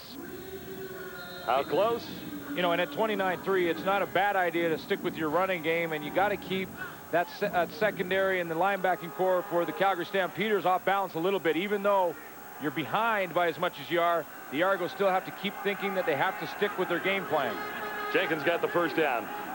Outside the Stampeder 32, and Sampson bobbled the exchange from center. Looks like he might have gotten it back. Sampson has the football, so wasted down, 2nd and 10. Yeah, and not surprising, you know, how many snaps could O.T. Sampson have taken over the last little while since joining the Argos? He's got a new center, it's a new cadence, trying to get some cohesion in the offense as quickly as they possibly can. Not surprising when a new quarterback comes in, often there's a legal procedure calls and an odd fumble. And that was not, but it was a fumble. It happened. And now the play is whistled dead. And this can happen too when you change quarterbacks. You change the cadence. That's exactly what we just said. Yeah, changing the cadence. They just sounds different. Toronto 87, 2nd down repeated. You know, O.T. Sampson calls the ball different than Jimmy Kemp does. You know, Kemp's cadence and the way he uses his voice and the way he calls the cadence is completely different to O.T. Sampson. The offensive line only go by what they hear. 13th penalty for the Argonauts. 2nd and 15 now for Sampson. They're coming again. Needs to convert again. Wide open far side. It's Mitchell. And that'll be a first down. No, he couldn't hang on. Well, he did a nice job of disguising it. Yeah, I thought from the backside it looked like he might have been able to hang on. O.T. Sampson saw the pressure again and had his guy this time. Boy, it looked like he had that. He had to really lay out to get it. The official was right on the spot and waved it off immediately. There, it slipped through there and bounced right up into him. So he tried to sell it, but no one was buying. At least no one in a striped shirt. 3rd down and 15 to go. The Argos think that they really have to come up with points here, more than a field goal. So they'll go gunning for it. Do you like the call? I don't. I mean, I think you get points when you're, and there's lots of football to be played yet. 3rd and 15. Markers are down everywhere. Sampson has this one picked up. Another flag is down. A roughing call on Sampson. Jack Kellogg heads down the sidelines. He's got an escort of Stampeders over there, and he's slowed down at the 35. There's a flag back in the Calgary zone and one in the area of the Toronto quarterback. 62 yards on the interception return if it stands for Calgary. I think the Calgary Stampeders, John, had too many men on the football field. Here comes the throw, and there's a couple of reasons why I didn't like this going in. Too many men. Calgary, major foul, roughing the passer. 76 Calgary, Toronto ball, first down. Oh, big break for the Argos. Big break. 2 reasons I didn't like the call. Number 1, I think with lots of time left in the game, you still got to go and get the points when you can. They're in field goal range, and when you're gambling on 3rd and that long, your tendency to force it now. As it turns out, John Heward gets big break, 2 of them. Calgary had too many men on the field, can't play with 13. And the second one was you get the roughing the passer. Now you get the first down as well. So those are huge breaks. Now, so the gamble, in fairness, on 3rd and 15 paid off. It paid off, but it wasn't really a high percentage play. Well, it was one of those under the table paydays. Yeah. You know, not a straight up cashing a check payday. That was under the table payday. But hey, John Heward at this point will take what he can get, I'm sure. So no tax on that one is what you're saying. There's no tax on that. No payday. tax. Stampeders have a 29-3 lead. The Argonauts have an opportunity to get to the end zone for the first time. 1st and 10 at the Calgary 13. Halfway there. Ryan Terry, number 33. He's been used a little bit more tonight as a running back in this Argonaut offense. Last week was his first game of 2000, and so he was a little out of game shape, I would suggest. Yeah, he had 6 carries last week, had 33 yards, pretty decent average, got in the end zone, and you know, you're right, it takes a while to get that game shape back. You ride the bike all you want. When you get out there and there's 20 seconds between plays, it hits you in a hurry. 2nd and 4. Argos would love to hit the end zone here. There's the toss. Pinball's got it. Down to the 2. I think he got might enough. be able to get the first down, and that'll give the Argos 3 cracks at it from near the 2-yard line. Well, they're going to be very, very close. You could see by our line that it was very close to first down territory. Dump off pass, a stunt up front as Joe Fleming comes around the corner, and that's pretty decent tackling by Eddie Davis and Jack Kellogg, because that's a tough guy to tackle. That's Pinball right in there. Now watch this. He's a tough guy to tackle anywhere. Tough guy to tackle in a phone booth. Look at this. They wrap him up inside out, outside in. And then they threw him back. But now they're going to, well, they did get the first down. They threw him back, and they gave him forward progress. Right? Yep, that's right. So here we are. Argos 3 cracks at it from the 2. Score here. And life's a little bit better for John Heward and company.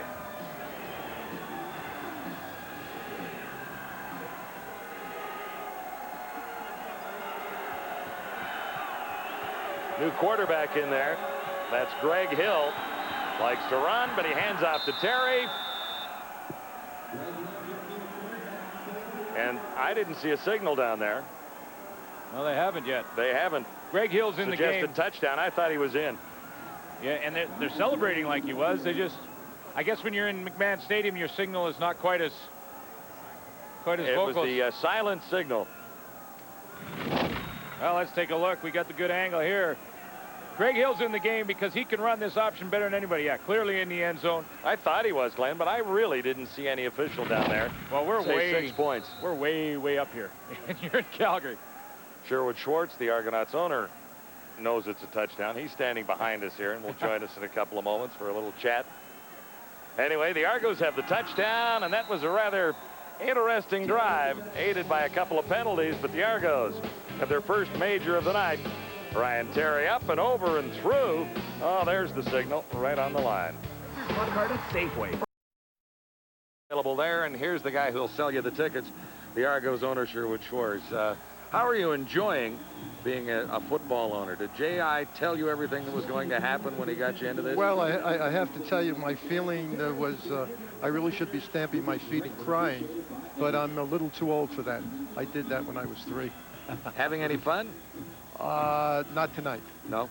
Well, there's still lots of time left. Now, what about the ticket situation and the fan situation in Toronto? I love the Looney idea, by the way. Oh, I think that should really be bringing people in.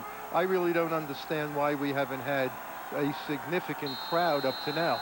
Because, as you know, at the end of the 3rd quarter, a lucky ticket brings in a Looney for everybody at the game. Yeah, I think it's a great promotion. Here's more trouble for you, Sherwood, as Marvin Coleman takes the return on the kickoff after the Argonauts touchdown out near the 50-yard line. Talk to you a little bit about fun. How nerve-wracking has it been watching your football team perform so far this season? Well, these games, when we play teams like Calgary, who obviously is a superior team in terms of the Canadian Football League. I mean, they were in the Grey Cup last year. The year before that, they won the Grey Cup. You got to expect to have a tough game. And you're getting that here tonight. Are we ever? Stampeders have a first down at the 50. Nice play action fake by Dickinson. Oh, boy.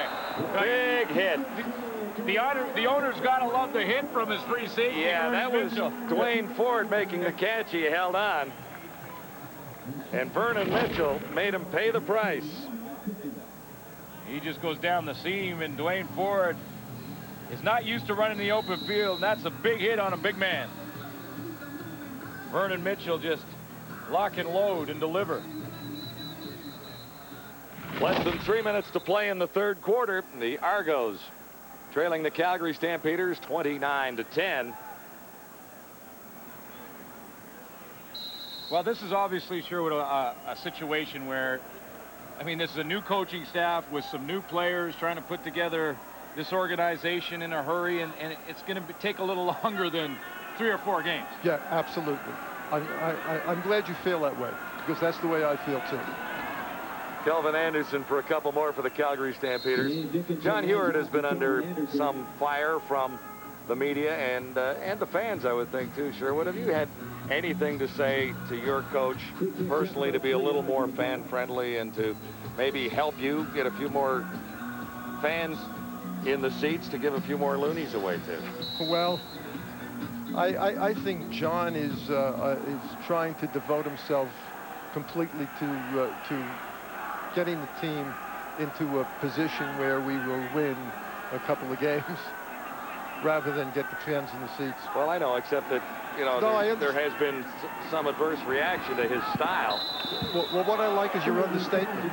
Oh, some. Okay, well, then let's put it this way. Has the media attention on your head coach and actually your general manager, J.I. Albrecht, has that upset you? Well, you know, to the fact that you've had a few words with the management of your football team? No. I think what's happening is we're trying to put it all together. But one thing I read in the paper today was the fact that we had 100,000 more people watching the game against Hamilton last week. So oh no, you know, I mean, for you guys, it's you know.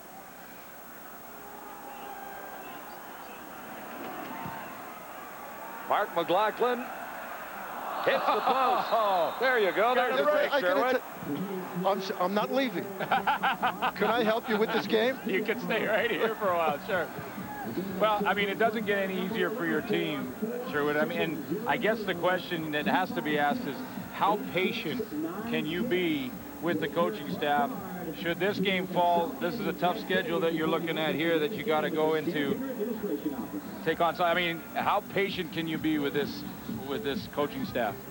Well, take a look at the teams we've played. Montreal didn't do badly last night. No, Montreal's unbeaten. Okay. No, Montreal's unbeaten. No question about that. Hamilton. Then we played Hamilton, right? And now we have Calgary, who was in the Grey Cup. So I don't think they gave us a schedule that was too easy. Well, I don't think there's too many easy games in this league at this particular point. Flags are down.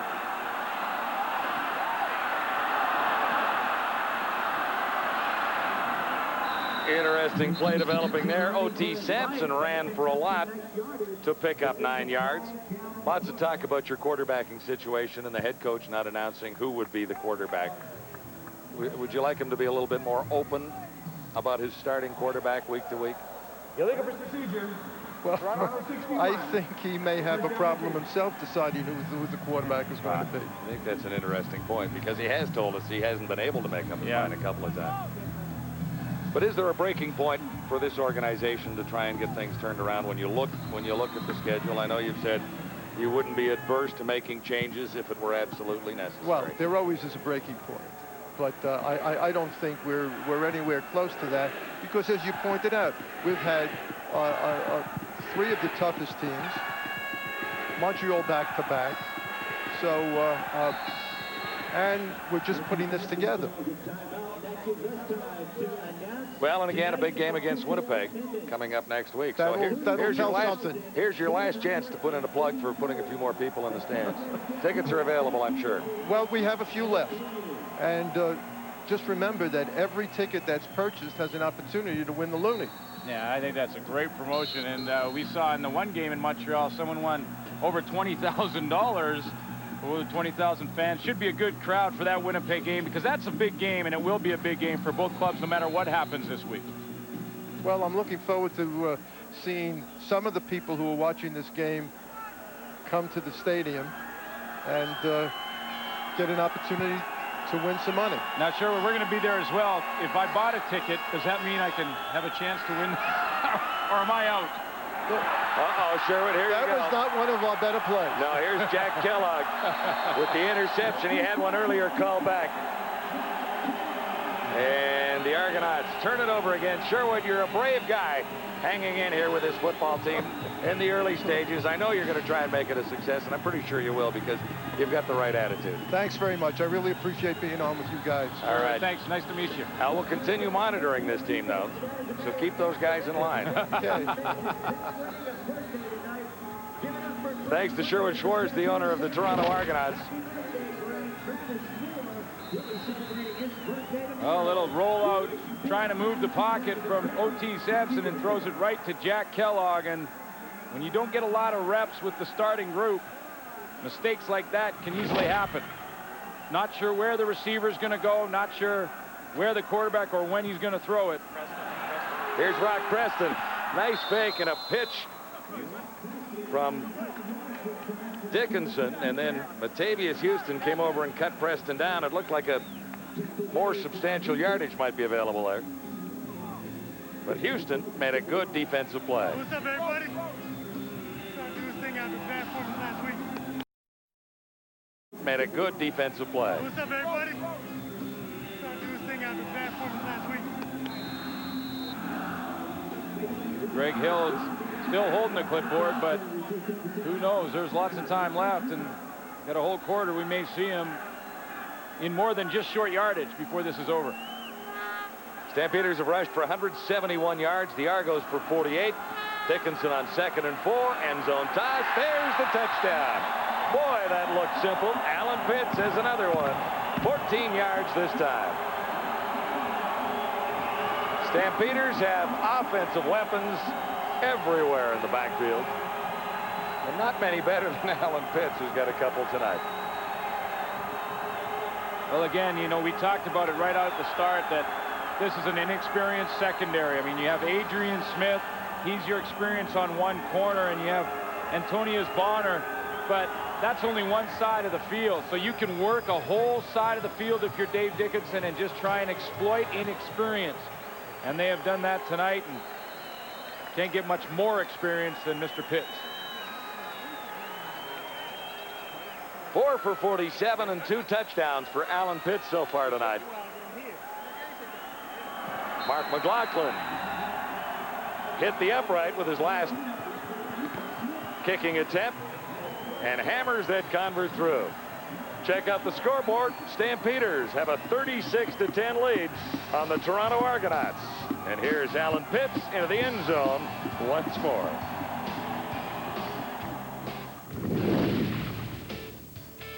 Adidas Friday Night Football on TSN at the quarter. Other stuff from tonight. Edmonton beats Hamilton 16-10, held the Ticats to a measly field goal over the last 3.5 quarters and picked off Danny Mac 4 times. Bombers win 31-16. No overtime losses, no last-second field goals when there was really no time. The Bombers pull it out. Kahari Jones for Robert Gordon. 2 touchdowns in the second half. That was the difference. And as for the Lions, 2 TDs in the last 14 quarters. They are suddenly footy cats. Second last in the CFL in scoring, and 3 straight losses, only 31 points over that time. What do they do, Matt, in BC? They can't bring you back. We've already established that. No. It's not about me. It's about Damon Allen. It's about the offensive line and running backs and Joe Powell putting them all together. Their receiving core has been decimated week in, week out, always changing a revolving door there. They got a quality offensive line, quality quarterback, and quality running backs. Listen to what I'm fixing to say. I think they need a true fullback, like a Warren Hudson, a Neil Lumsden, a Blake Marshall, somebody like a Heppel out of Montreal, somebody like a Dwayne Ford from Calgary. Get somebody to run for those guys, establish a line of scrimmage, and I think they've been trying to do that. I know that in talking to Joe Powell. They've been trying to establish a line of scrimmage, but Chris, I believe that this is a key for them. Get out of the spread, get you a fullback, and let Drummond and Millington follow them up the hole. I totally agree, because when you talk about fullbacks, you're talking about a guy who will smash right into the linebackers and create plays. Bottom line, Winnipeg Blue Bombers, congratulations on your first win. This one was based on your competitive games before. Great effort level by this team. I think they can build on it, James. They've showed they can play with pretty much everybody in the league so far. As for British Columbia, big-time problems, and they are down in 3rd place now in the West. Another full house at McMahon Stadium. And these Stampeder fans love their football team for obvious reasons, but this is a great football town these days. And Calgary leading the league in attendance, and here are some smiling, happy faces as the Stampeders roll along, unbeaten through 2000 so far.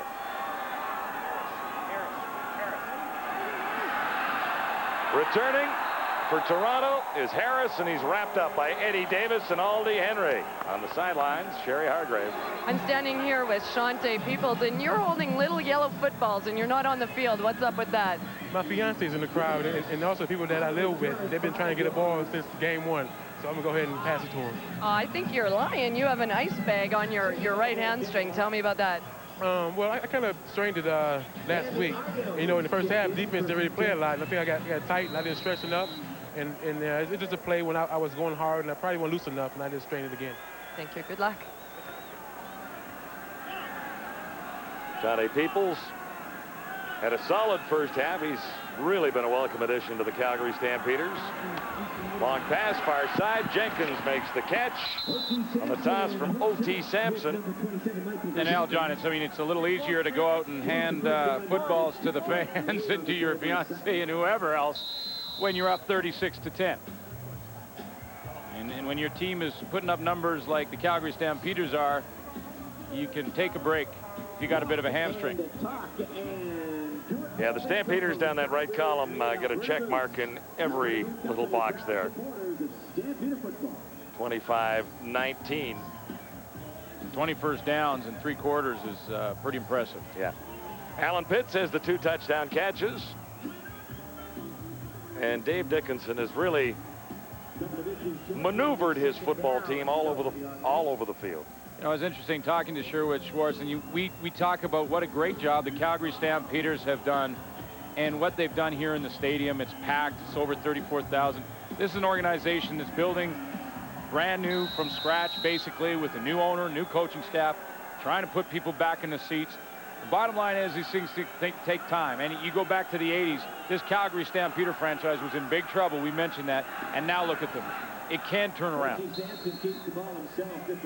On second down, Argonauts just needed a half a yard. They get another first down. Wally Buono has been here for all of the good times in Calgary through the 90s. Well, but when you look around this ballpark, and it's full tonight, there are tailgate parties happening out behind the stands here at McMahon.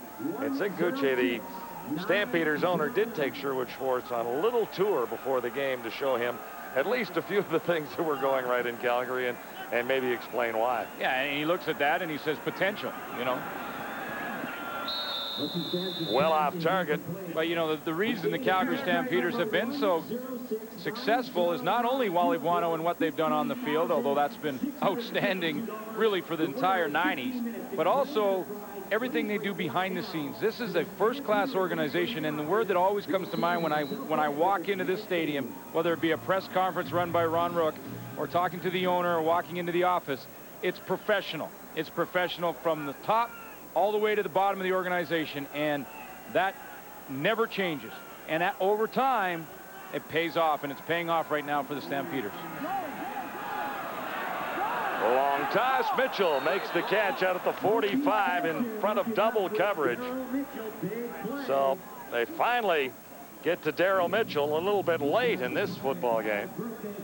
36-10. Stampeders on top of the Toronto Argonauts. It's a reason to give John Hewart at least a little bit of a smile that you saw there. Got him behind there, and Greg Frères had to cover a lot of ground to try and get over there and help, and couldn't get there in time. So they're still working on things. Still working on their offense, and it's a long way to come back. 37 yards for Mitchell on the previous play. Sampson has Jenkins open. Jenkins beats one tackle. Nice run for a first down. He's wrapped up by Jack Kellogg after that. 13 yards for Michael Jenkins. I mean, here's the thing that the Argos do have, and the Argos do have really struggled this year, no question, but they have good running backs. And Michael Jenkins, Ryan Terry, 2 great running backs that are going to be even better the more they play. They have some talent on defense. Calvin Tiggle, Adrian Smith, Antonius Bonner, Fred Perry, Johnny Scott. There's some talent there. Now they just have to put it together, try and mold it together. Ryan Terry. Another nice run by Terry, who was the Argos' leading rusher last year. And he has 9 more yards. That's the upside. The downside is John Hewart's got to get it done in a hurry. Yeah. And I think the other problem that Heward has is he really believed the double tight end offense would work efficiently. And so he spent training camp and the preseason believing this offense was the answer. Yeah. He found out 3 weeks into the season, or maybe 2 weeks into the season, that it wasn't. So he's had to retool everything. He geared everything for the double tight end set. John, you're absolutely right. And then when you think about that, take it another step. Here's the bottom line. They make the change last week to the spread offense and have success against Hamilton and maybe surprise the Hamilton Tiger Cats a little bit with the offensive set. Okay, basically what you're saying now is they're in their second week of training camp running this offensive set. And they're running it against a defense like the Calgary Stampeders. And I'll tell you what, this group is very, very solid. Well, no Stampeder question. Defense, without question. Much better. I shouldn't say much better, but decidedly better than it was last year with Fleming and Peoples in there. And you know what, though, having said all that, this game comes down to just win, baby. And they got to find a way soon. Ryan Terry may find the end zone. He does. Argo touchdown. 21 yards. Ryan Terry. Ah, and there's a positive. We just talked about the running backs. They've got some good ones, and good running backs make you miss in the open field. Good blocks at the point of attack. He gets them into the secondary, and watch this. Nice little move right. Cut back there. A little cut back on safety Greg Frères, and he's in. Here is the bad news from this play. Terry is into the end zone, but the Argos have a serious injury, I do believe, to their best offensive lineman, the center, Chad Folk. That's Folk down on the turf just inside the 15-yard line. And that has been a real area of concern since training camp, the offensive line. Chad Folk was pulling. He snapped the ball and then pulled, and then I think he just got buckled under possibly one of his own players. Made a good block. He's the guy who sprung Ryan Terry for the touchdown.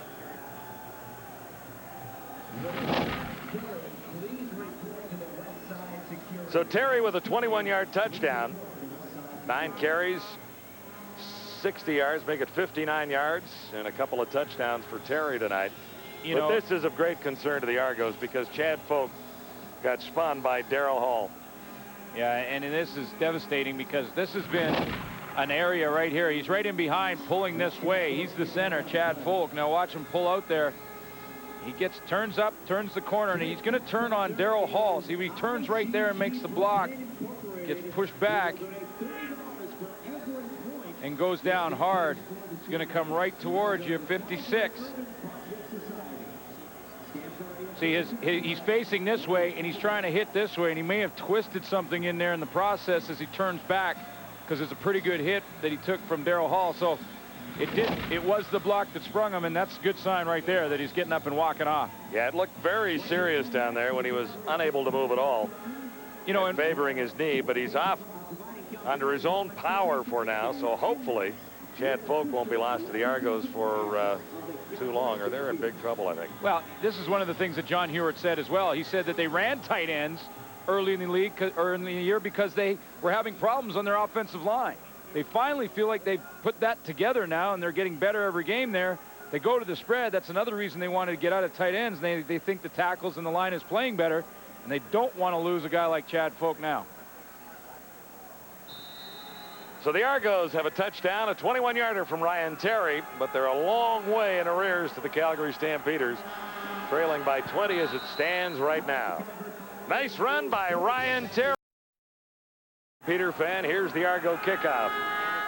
Coming down to Kelvin Anderson. Slowed by the first Argo tackler down. That was LaPointe. Anderson gets out to the 38-yard line. Argos scored on their last sequence, covering 95 yards in 8 plays.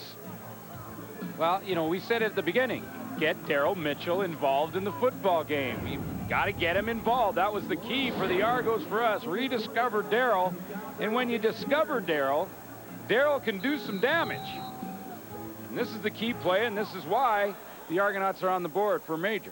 Sometimes if they'd only listen to you, if they would only listen. I got to send a memo to somebody. New quarterback for the Stampeders. Kopp at the controls, and Rock Preston to run the ball. Troy Kopp was in Winnipeg last year. and actually took the number 2 job away from O.T. Sampson here in Calgary. Sampson thought he might be in line for it the way things shook out here, but Sampson was placed at number 3 when training camp was over, and he didn't want to take a pay cut, so he headed for Toronto for a shot at playing a little bit more. So he's into the game tonight and has engineered an Argo touchdown. But Troy Kopp in relief of Dave Dickinson, who deserves a bit of a break because he played a little overtime last week. Yeah. Kopp has Danielson.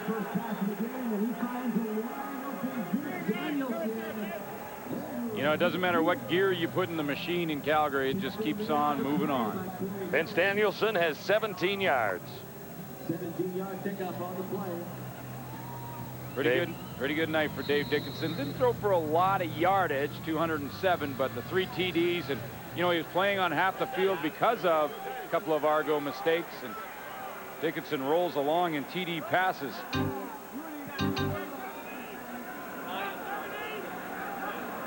9 touchdown passes in his last 2 games as Dickinson takes a break.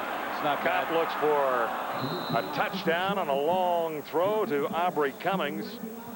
So even when they start going to so-called secondary receivers, there are some pretty good stars amongst this Calgary Stampeder receiving corps. You know, that's pretty good numbers. 9 touchdown passes in the last 2 games. I mean, and here's from a guy who keeps saying that he's not playing well. I mean, 9 touchdown passes. You heard the panel talk about the fact that he's on pace for over 60 or something like that. I mean, ready to break all the records in Calgary, Doug Flutie's records, and as a quarterback and throwing touchdown passes. So, I mean, I think he's playing pretty well. Yeah, he certainly is. But you're your own worst critic. Well, he was the player of the week, offensive player of the week, Dickinson, last week. Danielson again.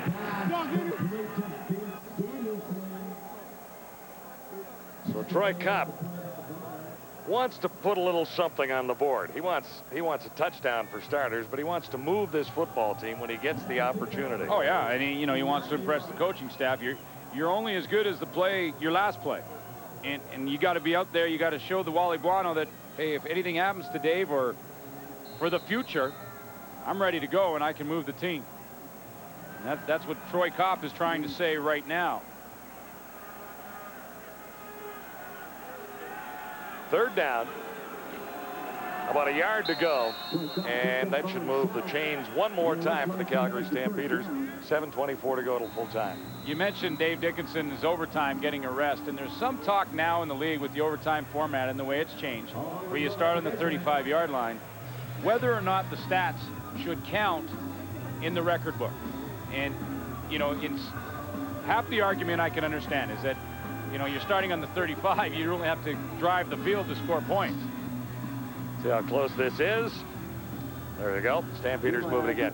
But Dave Dickinson threw 6 touchdown passes last week, which also tied a record for Calgary quarterbacks.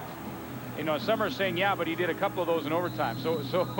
And started on the 35. So I don't know how that will work how itself this is all going to shake down, except that coaches like Wally Buono say the new overtime rule is awfully exciting for the fans. It may need to be tweaked, but the fans at Taylor Field in Saskatchewan, according to Wally last week, had the time of their lives. Well, they did. In fact, you know, just to go back to that, because there was some criticism last week from a lot of the Saskatchewan fans about the decision of Danny Barrett to kick the field goal and tie the game in the last overtime. Instead of going gamble for a touchdown to possibly win it, 3rd and 4, right? What they have to understand is that it was a point that they were trying to take away and did take away from the Stamps. Yes, you want to go for the win. You already got your point in the bag. That's the new format. But you're also in a West Division. There's a lot of football to be played, even though Calgary's out front right now. So you don't want to give them any more points than they can get.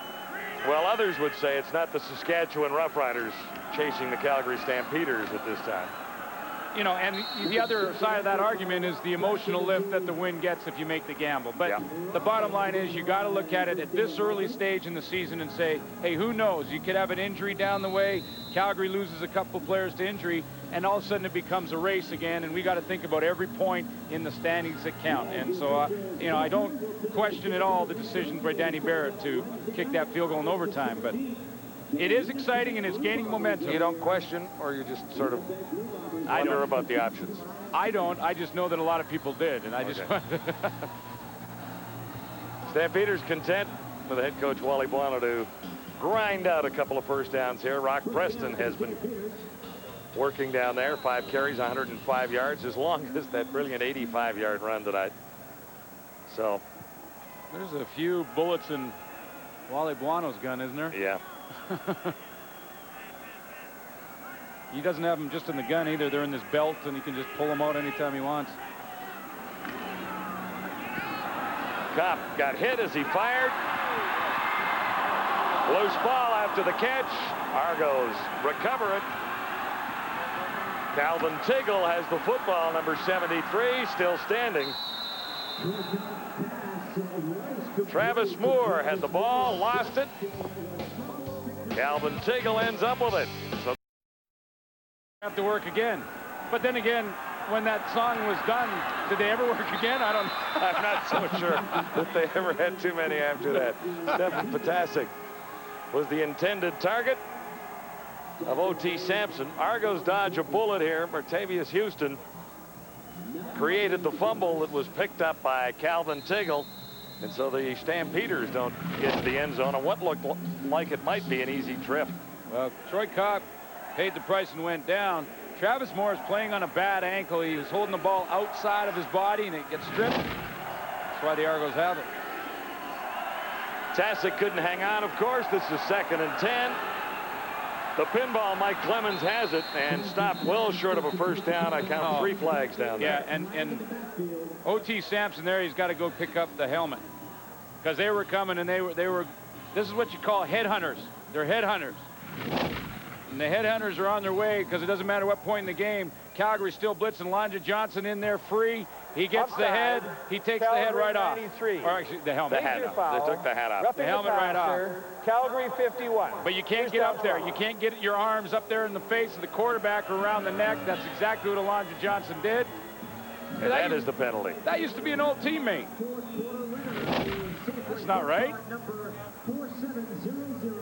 Well, there's still time on the clock. Alonzo Johnson doesn't care if he was an old teammate or not. I thought you were talking about yours. I was a little... No, he's an old teammate of Alonzo Johnson.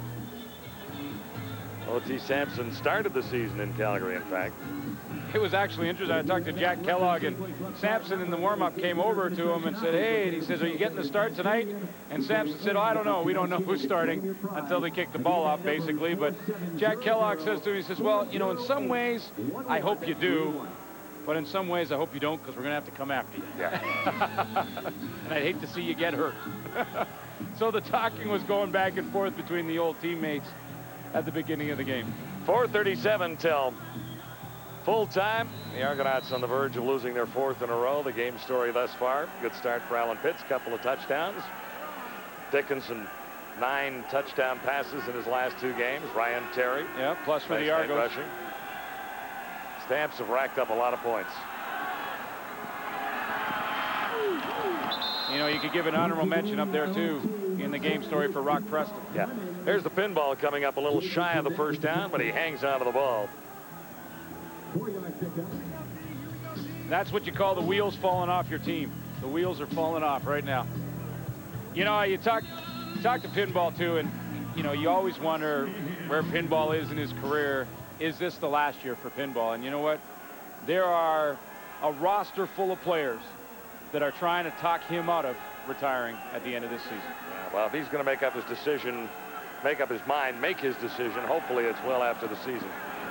Potasic makes the catch, spins, and will have a first down if the penalty is not against the Argonauts. You know, things as far as the turmoil in the Argonaut dressing room and surrounding this football team would be an awful lot worse without Mike Pinball Clemens in that dressing room. Oh, no question. Toronto 61. First down repeated. There was no question about it. And, you know, it's the veterans that have got to keep it together when things are a little haywire. Well, yeah, but you look at that guy's smile and what he's able to do for this football team, even when he's not as involved in the offense or in special teams as he once was. I mean, having this guy in the dressing room has really been valuable to this new staff in Toronto. And, you know, when you ask a guy like Pinball about retirement, Well, he doesn't want to talk about it. Here's Sampson wrapped up and delivered once more by the Calgary Stampeders. No, he doesn't want to talk about it, but I asked him a simple question, because I think when you get on in your career and you're, you know, like pinball is, the one thing that you have to ask yourself is, physically, can I still play the game? Because no one ever wants to be on the field and embarrass themselves. Of course, pinball's not doing that right now. He's still playing good football. But the question is, the pain factor. Is it taking you, 2-3 hours to get out of bed in the morning after a game? Pinball told me it's not. He feels great physically. Mike Clemens, wonderful years. Lots of memories in Canadian football. Still a part of it here tonight. That's Noel Prefontaine, the outstanding punter, number 1 on the left of your screen. He's on the sidelines, and that means that Jacob Morini is in to do the kicking here. He'll punt from his own 11-yard line. This would be his first official CFL punt. It's not a beauty. Coleman takes a low one, spins a couple of times, and has about 7 on the return. Marvin Coleman gives the Calgary Stampeders possession near midfield. It's Adidas Friday Night Football from Calgary. Rock Preston has had a pretty nice night for the Stampeders, too. So Calgary called for a holding on the previous return. Will start back near the 33. Kopp at quarterback, and the Rock Preston running wild again. He's over 100 yards and out across the 50-yard line with 17 more. Rock Preston, a very nice night with 3 really sensational runs earlier. There'll come a time when Wally Buono has a tough decision to make. And when I say that, I'm talking about between Kelvin Anderson and Rock Preston, because there'll come a time in free agency along the way here that Rock Preston is going to want to be the guy all the time. And right now he's switching in and out with Kelvin Anderson a little bit. Anderson had 124 yards last week. Preston has 122 tonight. So when you're interspersing backs, and Anderson is really the starter in the Calgary Stampeders scheme of things. But when you bring in a little reliever. Well, yeah, and they can do that in their receiving core, and they can do that, and that's what consistency in the organization will do for you. You bring guys along through your system, draft them, bring them in for free agency, and then let them work with the team for a couple years before they actually get in the games. And that's what they've done for the most part here in Calgary.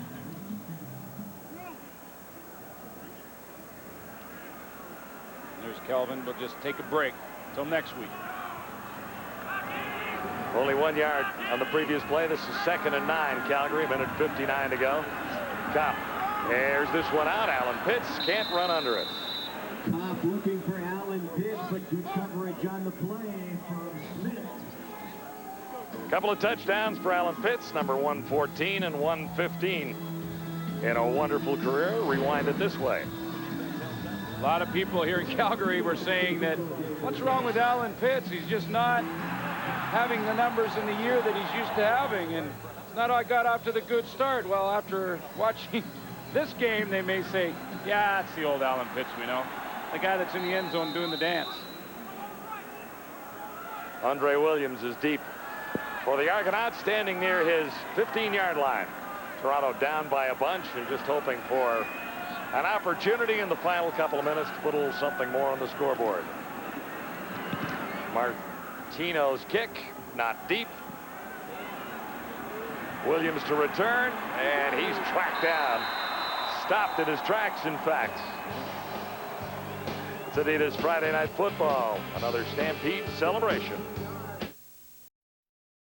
Tonight. I love those gloves. The red and white. Ryan Terry. A pretty good hit in there. Terry over to make the tackle, and the news is good at the Fleming residence because nothing has happened tonight. Stacy is still in the stands. Stacy is fine. And hopefully Joe has this timed out perfectly so birth can happen sometime tomorrow at the Foothills Hospital here in Calgary. There was no emergency in Section D. Yeah. No.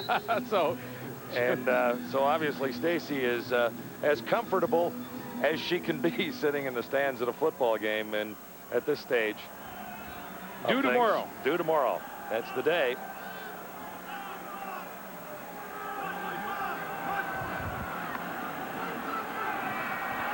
Long toss. Mitchell goes up, can't bring it down. Daryl Mitchell drew double coverage, and at this stage of the game, it's understandable. So anyway, we talked to Joe Fleming before the game, and he said after he finished in Winnipeg last year, he drove 37 straight hours from Winnipeg to Boston. Well, he hadn't seen his wife, Stacy, in 8 months.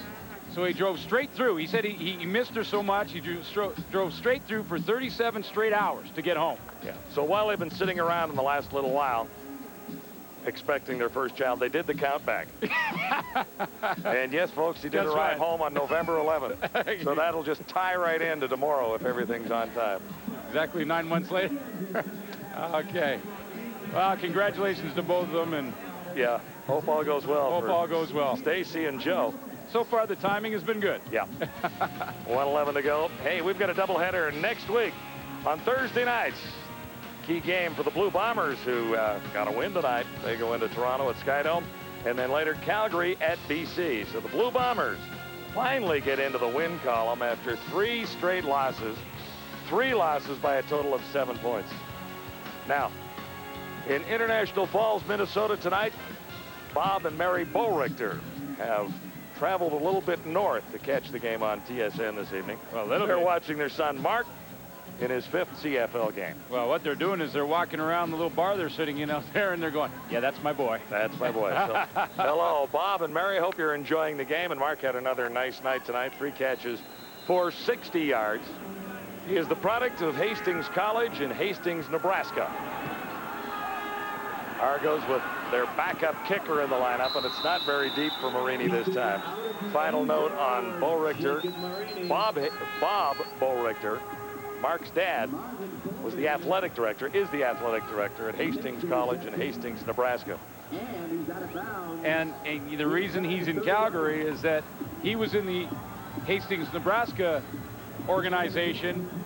They had a coach there, a linebacker coach, who was friends with Chuck McMahon here in Calgary, and gets Mark Bowrichter a tryout. And boy, are they glad that they did, because right now, if you're looking for a front runner for a rookie, you may be looking at him. Yeah, and Mark told me that there's 1,100 students at Hastings College. 150 of those are on the football team. So it's an interesting football program they've got. Stampeders running out the clock on the Toronto Argonauts with a first down here. Nice play action fake by Kopp. He's got time to look to the end zone and then comes up a little shy as he looked for Travis Moore down the sideline instead. I think we've tidied up all the housekeeping here, haven't we? Yeah, I think we got all that. We've said hi to the Bowrichters. Congratulations to the Flemings in advance. We've told the entire Fleming story. Yeah. So the Bowrichters and the Flemings, hope you enjoy the evening. Dave Dickinson did not put the numbers up tonight that he did last week, but he didn't have to. He had a very efficient football game. Well, like George Cortez told us, John, that they stop you at the goal line. They don't let you put any more yards on past the goal line. That's true. So when you're scoring touchdowns, once you've thrown 3 touchdowns, once you got across that line, that's it. They say that's it. You can't run any further.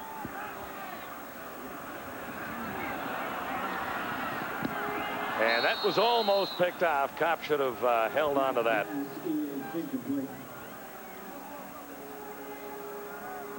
Dickinson heads out there to hold.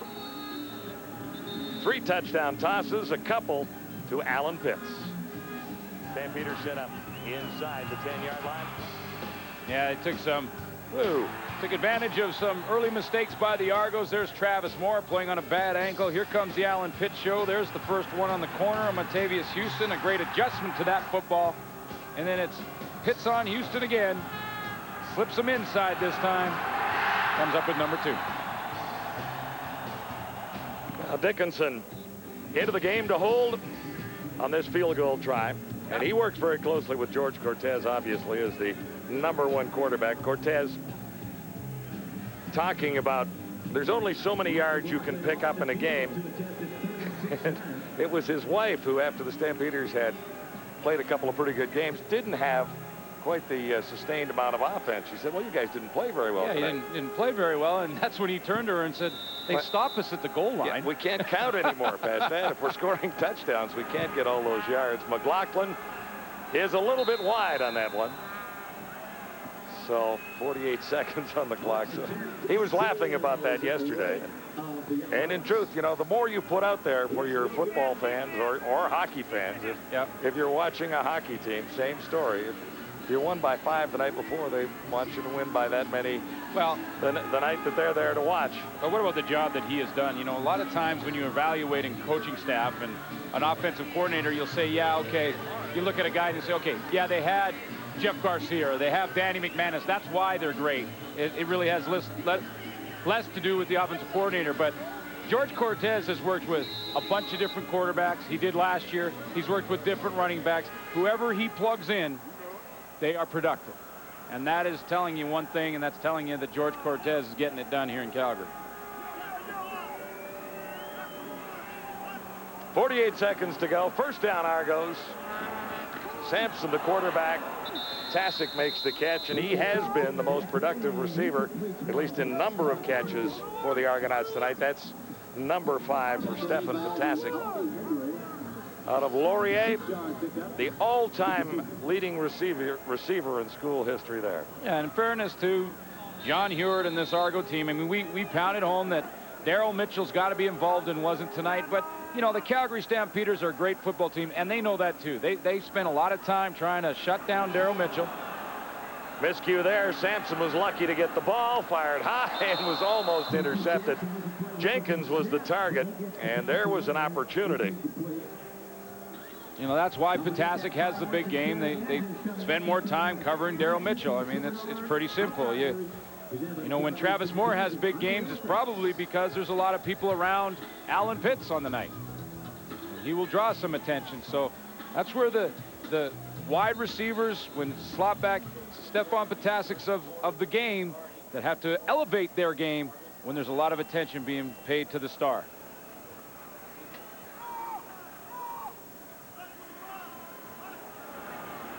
This is 3rd and 4. Not much else to do but put it up for the Toronto Argonauts. And that will likely be a first down, at least enough for it. As Andre Williams comes up with it. First catch of the night. Tackle made on the play for Andre Williams. Started the evening as a special teams player, so it's back to the drawing board for John Hewart to try and figure out how to get this Argonaut offense rolling on all cylinders. Needs a couple of key people, I think, Glenn. Well, a lot of people said that, you know, let's wait and see till the Winnipeg game. Well, I've got news for anyone who thinks that. The Winnipeg Blue Bombers are a good football team. Yeah, but unfortunately, if you're thinking that way, the Winnipeg game is next week. Yeah. So time is here, right? Well, that's what I'm saying. I mean, but people thought, well, let's see what he does. He's played some tough teams. He's had Montreal back-to-back. He's had Hamilton. He's got the Calgary Stampeders. Yeah, okay. They were thinking, wait till the Winnipeg game next week, and let's see how he fares against it. I think the Winnipeg Blue Bombers are a very good football team. We've seen that in 3 weeks in a row now. Well, they've learned an awful lot through adversity and finally come up with their first win tonight. So the Bombers struggled. We talked about the fact that they lost 3 games by less than a touchdown. And the Bombers are a team to be reckoned with. They have just a ton of offense. Defense still a little suspect. There's Rocco. I bet you that's a little Romano. What do you think? I would think so. Dad, Silvino, Josie, Karen, Ange, Erica, Cristello. Say hello, Alexa. Oh, that's where everyone at home's going, oh. Yeah. Babies and puppies. Babies and puppies. You can sell any product you want with babies and puppies. We've got 11 seconds to go.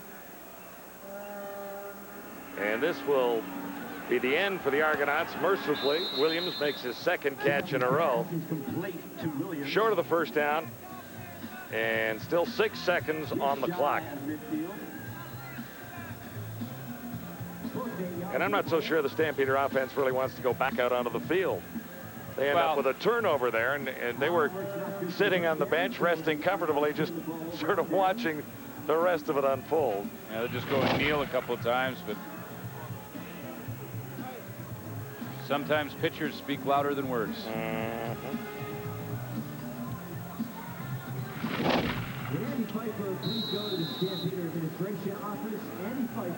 He's got some talent to work with.